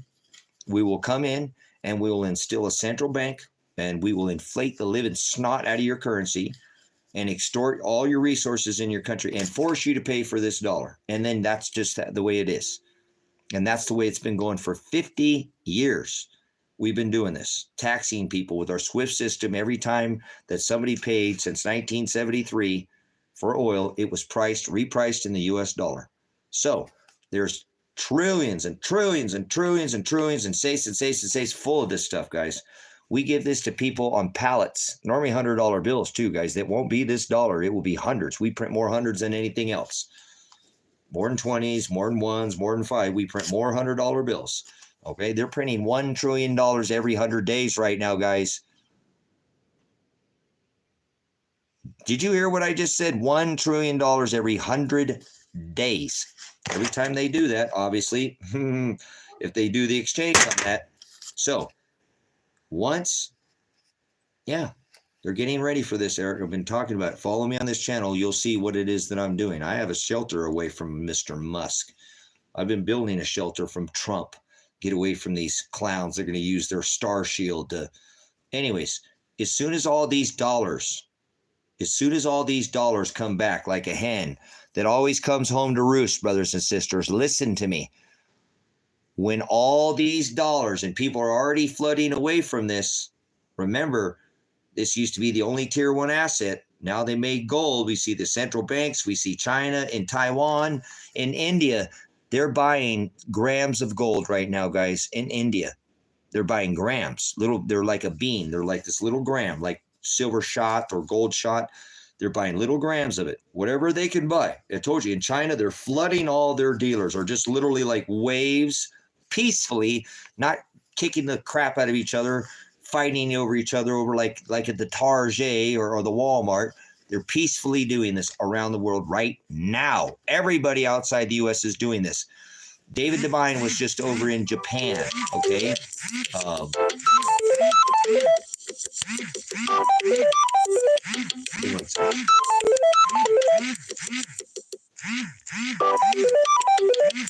But they are. My bad. I don't know what happened there.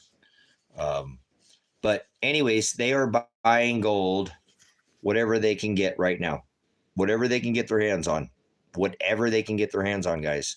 So this is happening outside the U.S.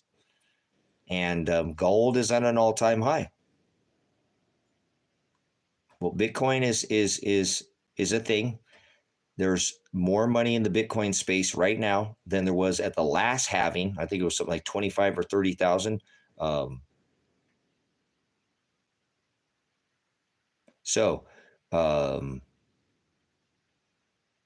Bitcoin, I'm not giving any economic advice. This is only economic theory, but I see Bitcoin hitting 250,000 before the end of the year.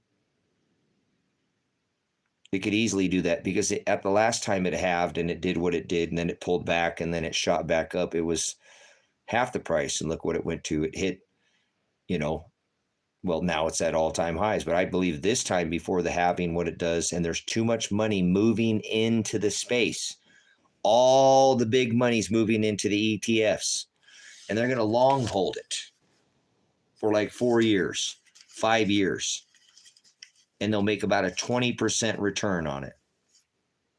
So there's too much money moving into the Bitcoin space. So I'll never buy a Bitcoin. Actually, somebody gave me a $50 Bitcoin Cash App the other day on my live stream, which is pretty cool. I've never had Bitcoin, never wanted it. My son came to me. I was going to buy silver. I had $3,000. I just sold a motorhome, and I was going to go buy silver. And he said, "Dad, buy these 10 coins. They're Bitcoin. They were 300 a piece at the time." And I told him, no, if you don't hold it, you don't own it. And somebody ended up stealing my physical silver. So if it would have been on a computer screen, I might still have my money. And I'm not pushing Bitcoin because I'll never want to make money on Bitcoin. But I'm not telling right now that you can't make a ton of money in the space. It'd be easier for a camel to pass through an eye of a needle than a rich man through the gates of heaven. Make a lifestyle change so you can buy the things in your life and have some quality of life. Don't be rich, filthy rich. You know what I'm saying?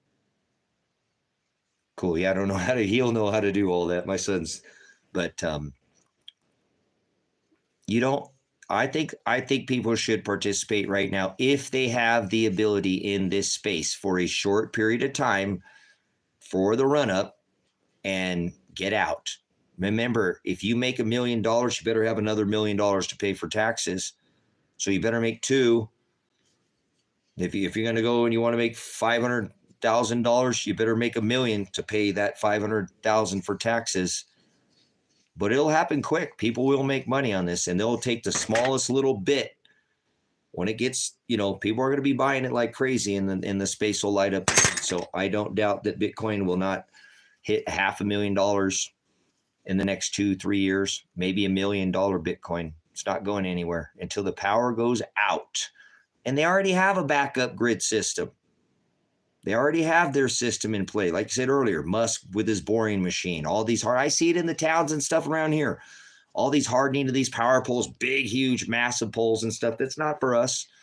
That infrastructure is not for the common goyim, useless food eater.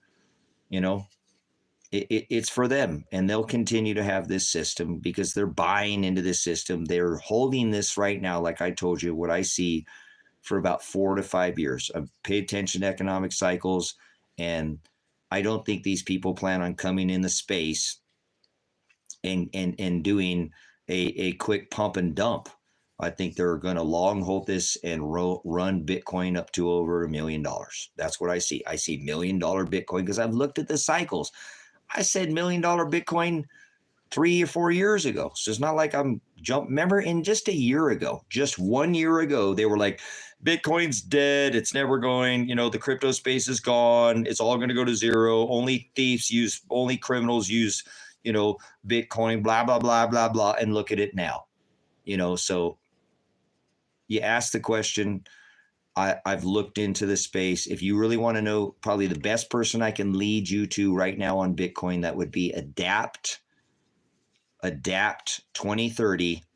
And I constantly, he's the only other person talk about this celestial gas giant alignment. He's brought a bunch of stuff up in this Bitcoin space about these ETFs and all this big money moving into these ETFs, creating a whole different side of this Bitcoin market that's not been created. But once you create this ETF, they're going to pile into that market. I believe what's to do is to keep people out of this gold and silver market and to keep the price of metals down so they can get their one last run. Silver at $25 when they're printing $1 trillion every 100 days, guys. That's fire sale prices, if you ask me.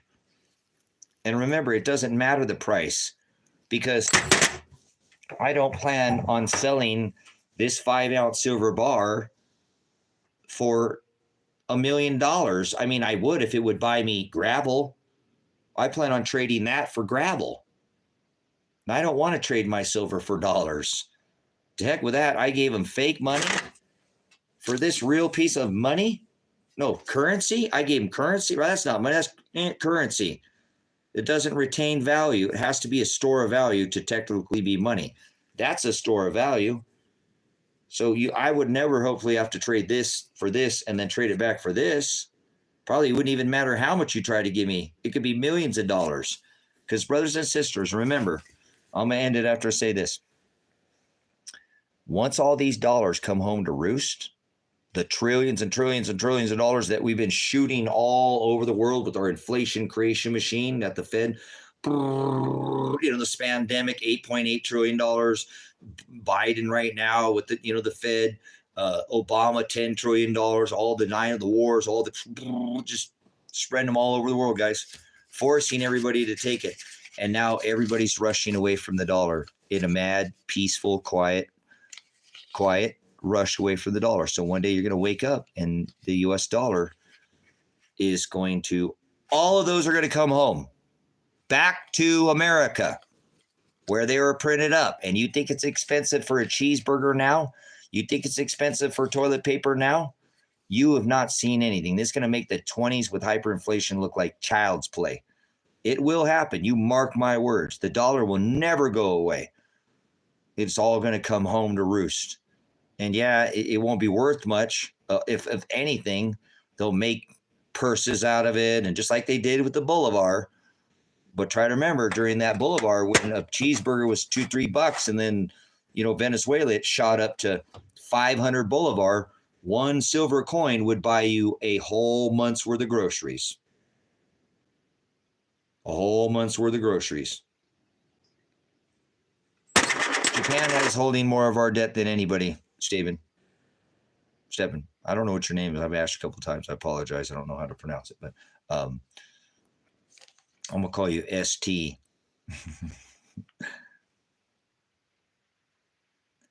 Yeah, I'm just about ready to bounce, but I'll be back on, guys. I got to get these dogs inside, the gate shut up, and I think I let them get back out. Hope I did.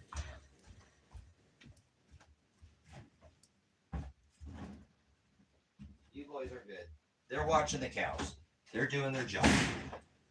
The puppies are they're watching the cows, but I got to go shut the gate. But when all these dollars come home to roost, guys, it's going to get really tough. So I hope that you have something to say, hey, I don't worry about that because, you know, I'm not spending these anymore. I want these. Hey, you got one of those. Remember what I said, guys. This same piece of silver, I had put in more than one millionaire's hands. And he looked at me and asked me where to get it. More than one millionaire. Multi-millionaire. I put this silver dollar in their hand, and they didn't know where to buy silver, which means they didn't own any of it. And I doubt if they own any of this, that they don't own any gold either. So there'll be probably a stage that comes at one point where this price of gold will go so high that, yes, people will flood into silver, because it is not the poor man's gold. This was valued the same price as the time of Christ, 1-to-1. In the 12th century, both gold and silver were the same price. And I would almost venture to say that in our lifetimes, silver will be worth more than gold. Yes, it will. I've waited a lot of years to say this, brothers and sisters, but I've been in this space for decades. I've been a silver bug for more than 30 years. One day, I believe that silver will be worth more than gold because it has way more uses. They take 500 of these and they put these in the tip of a smart bomb, a smart missile, and they drop in monster boxes on children, on their heads, and women, and hospitals, and men. That's right. There's 500 of these in the tip of a smart missile that navigates, and when it hits the ground, it's gone. It's gone. They don't put gold in the tip of a smart missile. Well, there's a tiny little bit, but there's not much in the circuit. This is the most reflective, most conductive metal on the planet. It's used and has more uses, way more usages than gold. So I do believe that someday silver and gold will definitely come 1-to-1, the ratio. I don't pay attention to the price. I pay attention to the ratio. You can get 90 ounces of these for 1 ounce of gold right now. So you can't tell me this is not the most undervalued asset on the planet, because gold is sitting at an all-time high. This silver was $50 during the pandemic for this same eagle. It's been $50 for bullion, a regular round. Are you a buffalo farmer? Are you a buffalo farmer? You too. Do you have a herd of buffaloes? You too could be a buffalo farmer. Be a buffalo herder. Get a herd of buffaloes. These kind, they don't bark, they don't bite, and they don't really eat. They don't eat anything. So, but anyways, this has been $50 in 2012. Silver hit $50, and silver hit $50 in the 80s. So what in the heck could you buy right now that's sitting for half of its price in 1980? So obviously this is the most undervalued asset on the planet at this time. I don't think that there's a more undervalued asset. The only other asset that I would tell you that I think you can invest in right now that would potentially hold more value is this right here. I think this will be worth more and will be more liquid. This will be more liquid. You could buy 3 of these life straws for the price of 1 silver round right now. 1 silver round. That's a good price. That's not a bad price. With the premium right now. That's very, if you ask me. So it's been $50 before. Come on, 2 times, 3 times it. So this is a life straw. This filters 1,000 gallons of water. 1,000 gallons of water. I've had somebody that tell me they would trade their wife for this life straw. I've had somebody, they told me they'd trade me a tractor for this.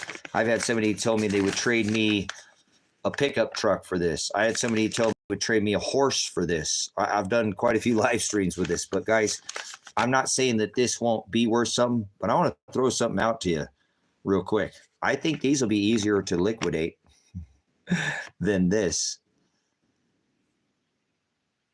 So I would diversify. Yeah, it's called the Fed now. They're already implemented it. And that's just that's a peer-to-peer transfer. That's not correct, Eric. You're a little bit off on that. That's called peer-to-peer transfer, and that's what that's taking care of. It's getting us ready for this. It's getting ready for the CBDC. It's not that's not it yet, but it's part of the system that they're putting in play. So I do think, guys, that this thing will bring you people would trade you. You can't carry 1,000 gallons of water, brothers and sisters. You cannot carry 1,000, but this you can carry, and this will filter 1,000 gallons of water. So I think this will be very valuable. I think this will have value. This will be money, but I think that somebody would give you, I think somebody might give you a house for this if they didn't have a way to filter their water. You could probably get a piece of land for one of these later, guys. I know that sounds insane, but I bet you can get a small parcel of land. Somebody would trade you that later. You guys, they're attacking the water in Oregon right now.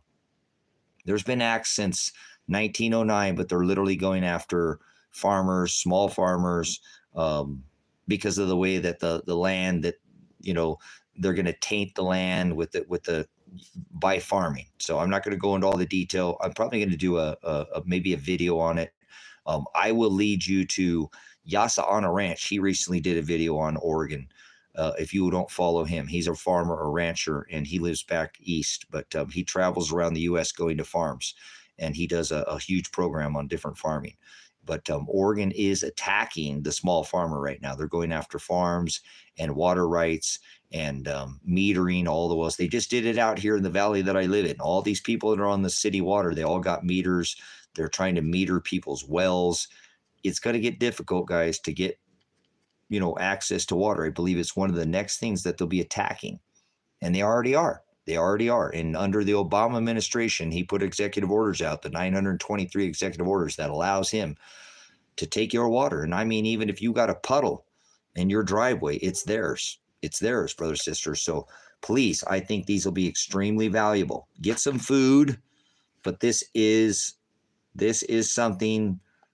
Yeah, they only give you like 5,000 gallons, per day or something. It's getting bad. It's getting bad, guys. And when Oregon does it first, every nation's going to follow, not nation, every country generally is going to follow. A lot of stuff happens here on the West Coast and that trickles back out to the East Coast. So you could buy 3 of these right now.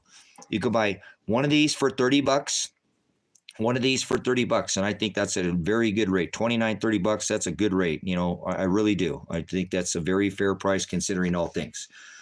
You could get 3 of these right now, brothers, sisters, for the same price as one of these. Now, what I tell people is you would have 1,000 gallons for yourself to filter water, and that would give you some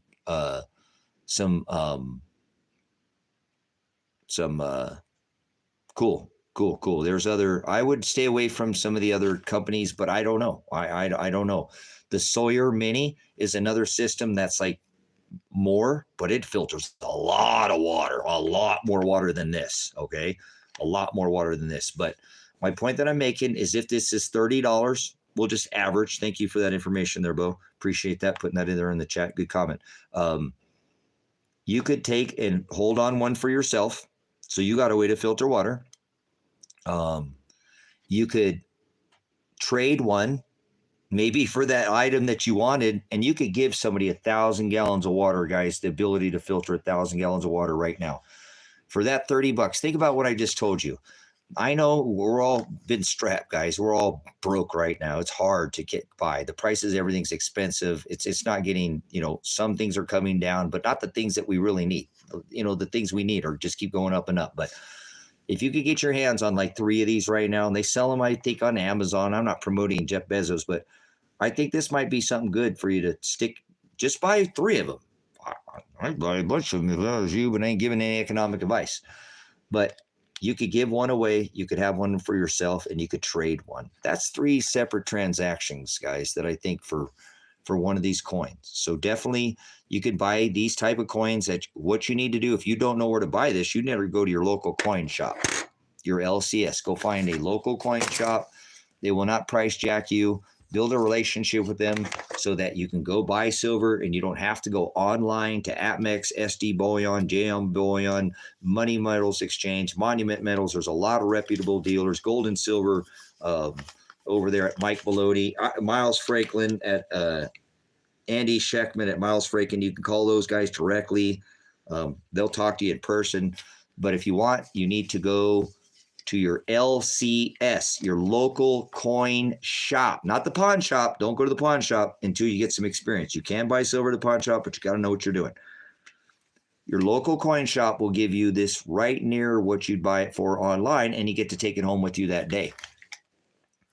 God forbid, I almost had to sell this silver bar. Okay, somebody robbed all my money out of my credit card, guys, and I dropped my wallet.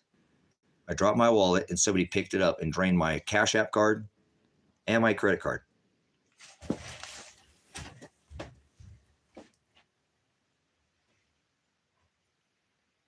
Oh, okay, that's just a puppy's play.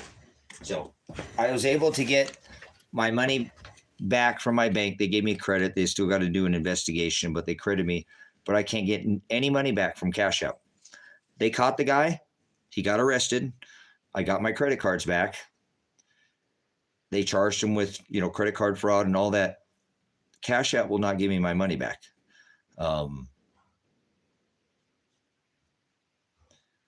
So I almost had to sell this silver and take it into the coin shop. But that's why I have it, guys. I have it because this was supposed to pay off my land or buy gravel for my land. I was going to take this to my local coin shop and sell it. I didn't want to, but I had it there, God forbid, and my local coin shop will give me more money for this than the pawn shop, anybody else.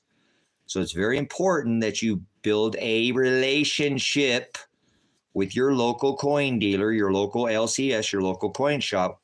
Buy some from them, buy some online, but you want to establish a relationship with them. So God forbid you have to sell your metal. You don't want to. Remember, you never want to sell. You don't want to buy it for dollars and sell it back for dollars. That doesn't make any.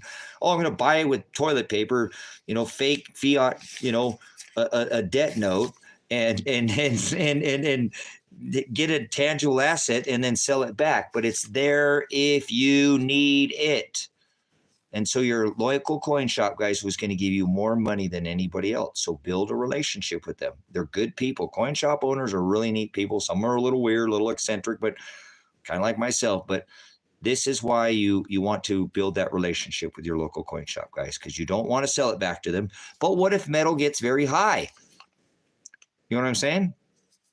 What if metal gets kind of high and you want to cash some of it out? There's never wrong with you want to say, hey, I want to sell 10% of what I'm in metal. I'm still going to hold on to it for a while because I think I'm going to go cash out and get that side by side that I always wanted. Heck with it. Let's just do this. I need to live some life now. Never sell all your metal at one time. Ever. Never sell all your metal at one time. Ever, and never sell all your metal. Always hold on to a small percentage of your metal. Never sell all your metal. Some might be. You might look at it. Some have some new numismatic value, Elijah. So am I making my point here, guys? So you see what I'm talking about? You don't buy it for paper and sell it back for paper. If you need to, it will be there. And the best place to do it is at your local coin shop. Ask my son. He's been down here recently at his local coin shop, establishing recently, buying some at where he lives. So cool. So make sense, guys? I almost had to sell this thing, and I'm glad. I actually want to thank. I had one of my subscribers who said, "You better not take that. You better not take that generator to the pawn shop because they're not going to give you near the money that it's worth." And I said, "Well, I'm just going to pawn it." And he's like, "Look, you pawn it, and then something breaks down, and you're not going to have your generator." No, I'm going to cover the remaining, it was a couple $100 that he chipped in. And so I was able to get and not sell this. So I'm really happy that I didn't have to sell this because I'd only got about $150. Well, pretty close to what I needed, but he stepped in. So I appreciate my viewers. You guys are amazing.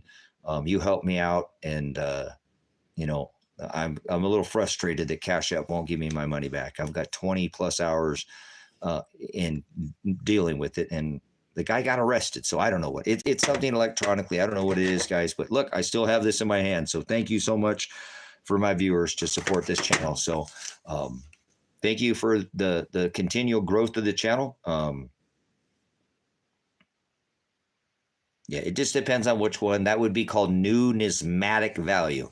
If it's worth any more than the face that it's printed on, that's called new numismatic value. Or because it's some kind of special, and it's got the air coin and he's got the little thing here, so it's not worth $30, it's worth $300. That's called anything over the price of the metal. Anything over the price of the metal is called new numismatic value. So this like a special one or something, like a special eagle with a special mark, okay? New numismatic value.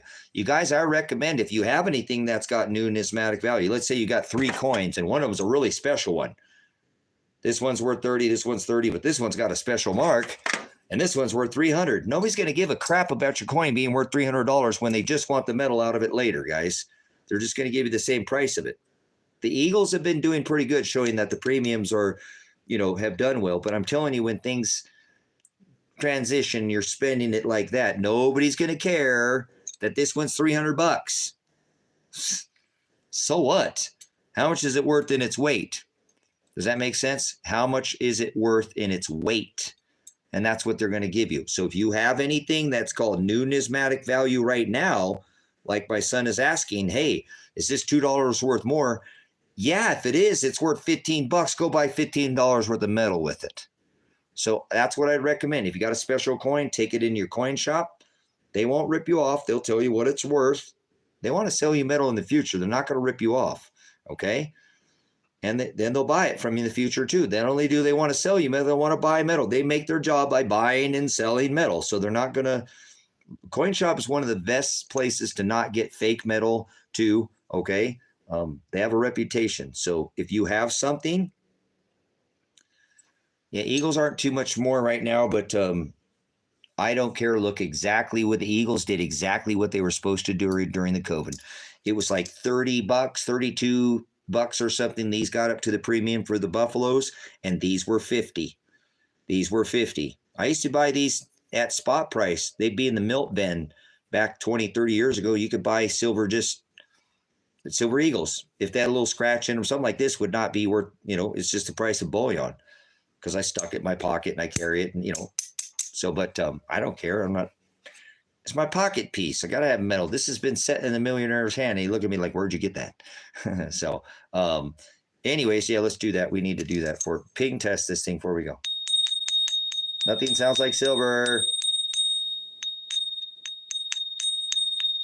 Nothing sounds like silver. I'm a silver bug. You can have your gold. That's 99 fine. That's 90%. Boy, nothing sounds like a 90% silver dollar, man. I tell you what. Just got that ring to it. So, okay, let me tell you the difference too, guys. If you copy this coin, because there's a lot of different companies that make that, but then you make a fake coin, and you try to make a fake coin, and you try to sell it for silver, and you make a fake silver buffalo, or this is a generic mercury dime, like a mercury dime. This is a generic mercury dime round, right? Like the mercury dime.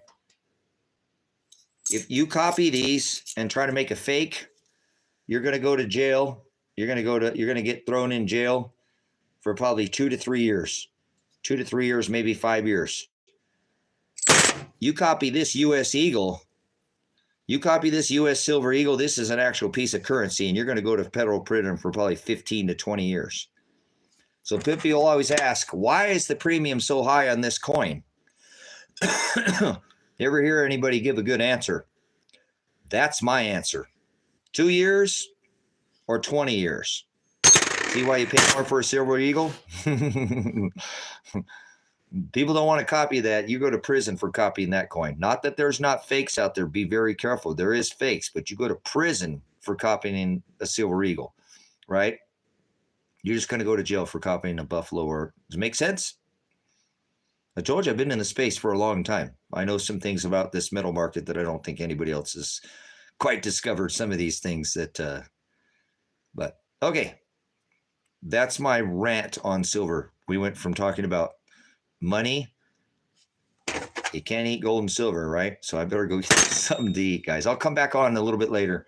Sun's going down. I gotta let these dogs in, get this gate shut, and I'm probably gonna have to stoke a fire in here. So I probably need to go grab a load of firewood for that sun goes all the way down. What time is it right now? It's 7:40, guys, and it's still light out. Whoa, dude, that's awesome, man. How cool is that? This summer's coming. I'm running out of daylight, and we're getting more daylight every day. I love it. I'm getting in the right attitude, guys. That's the attitude I want. Oh, my God, I'm running out of daylight, and it's getting more and more daylight every day. All right. Love you guys. Hey, there's a Cash App link in the description. If I said anything that has any value to you, you could always hit that super chat. That's in there, too. But no worries. You don't have to do that. Appreciate it, guys. But there is a Cash App link in the description, and there's a PayPal. I'm always trying to give when I can. So not a requirement. If you have it, great. If not, go buy some more things of your own. Don't send me nothing. Get your house in order, please. Get your spiritual house in order before all things, okay? Tighten up those loose boards and that shit. Be his vessel, okay? All right. Walk and follow in his commandments. Love him. Do you love him? Who do you love? If you love God, you'll walk and follow in his commandments. In the book of John, 2:6, it says to walk and follow in the commandments of God. All right. Always agape. That means always love God. Always walk and follow in his commandments, brothers and sisters. Don't sit your cross down. Love you guys. Thanks for your time. We'll see you guys in an hour or two. Give me a little time to study, get some food myself. We'll come back up on here before the end of the night. Okay, stay in his word. Go check out my last video. Go check out the water overlay video. Go watch all my videos. Put it on repeat tonight when you go to bed. And just let all my videos play out so that I can get some monetization. Put it on silent or something. Run me out into the night there. Put it on repeat. Let all my videos play. All right. Thank you, guys. I appreciate it. Thanks for those 3 thumbs up. Those never cost anything, guys. And I need to remind myself, you guys, please, please, please, please, please, please, please, please. I need to remind myself more of this too. It doesn't cost anything to hit that thumbs up button. It doesn't cost anything to hit that thumbs up button, okay? And it helps the content creator. It really does. These people like myself who create content, either lives or on his channel, it does help us. Okay. So try to remember, because it doesn't cost. Hit everybody. Give anybody that's got a decent thumbs up, guys, please. It helps. I got to remind myself of that more. And I need to do it more. I'm guilty. I get to watching something and forget to thumbs it up. Man, I'm going to start thumbsing up all my videos again. And I got in the habit of doing that, but I just got away from doing that. So it helps, guys, and it doesn't cost you nothing to do. And it does push that out into the algorithm. The comments help, but the thumbs up really does make a difference. So appreciate it, guys. I love you. Always agape.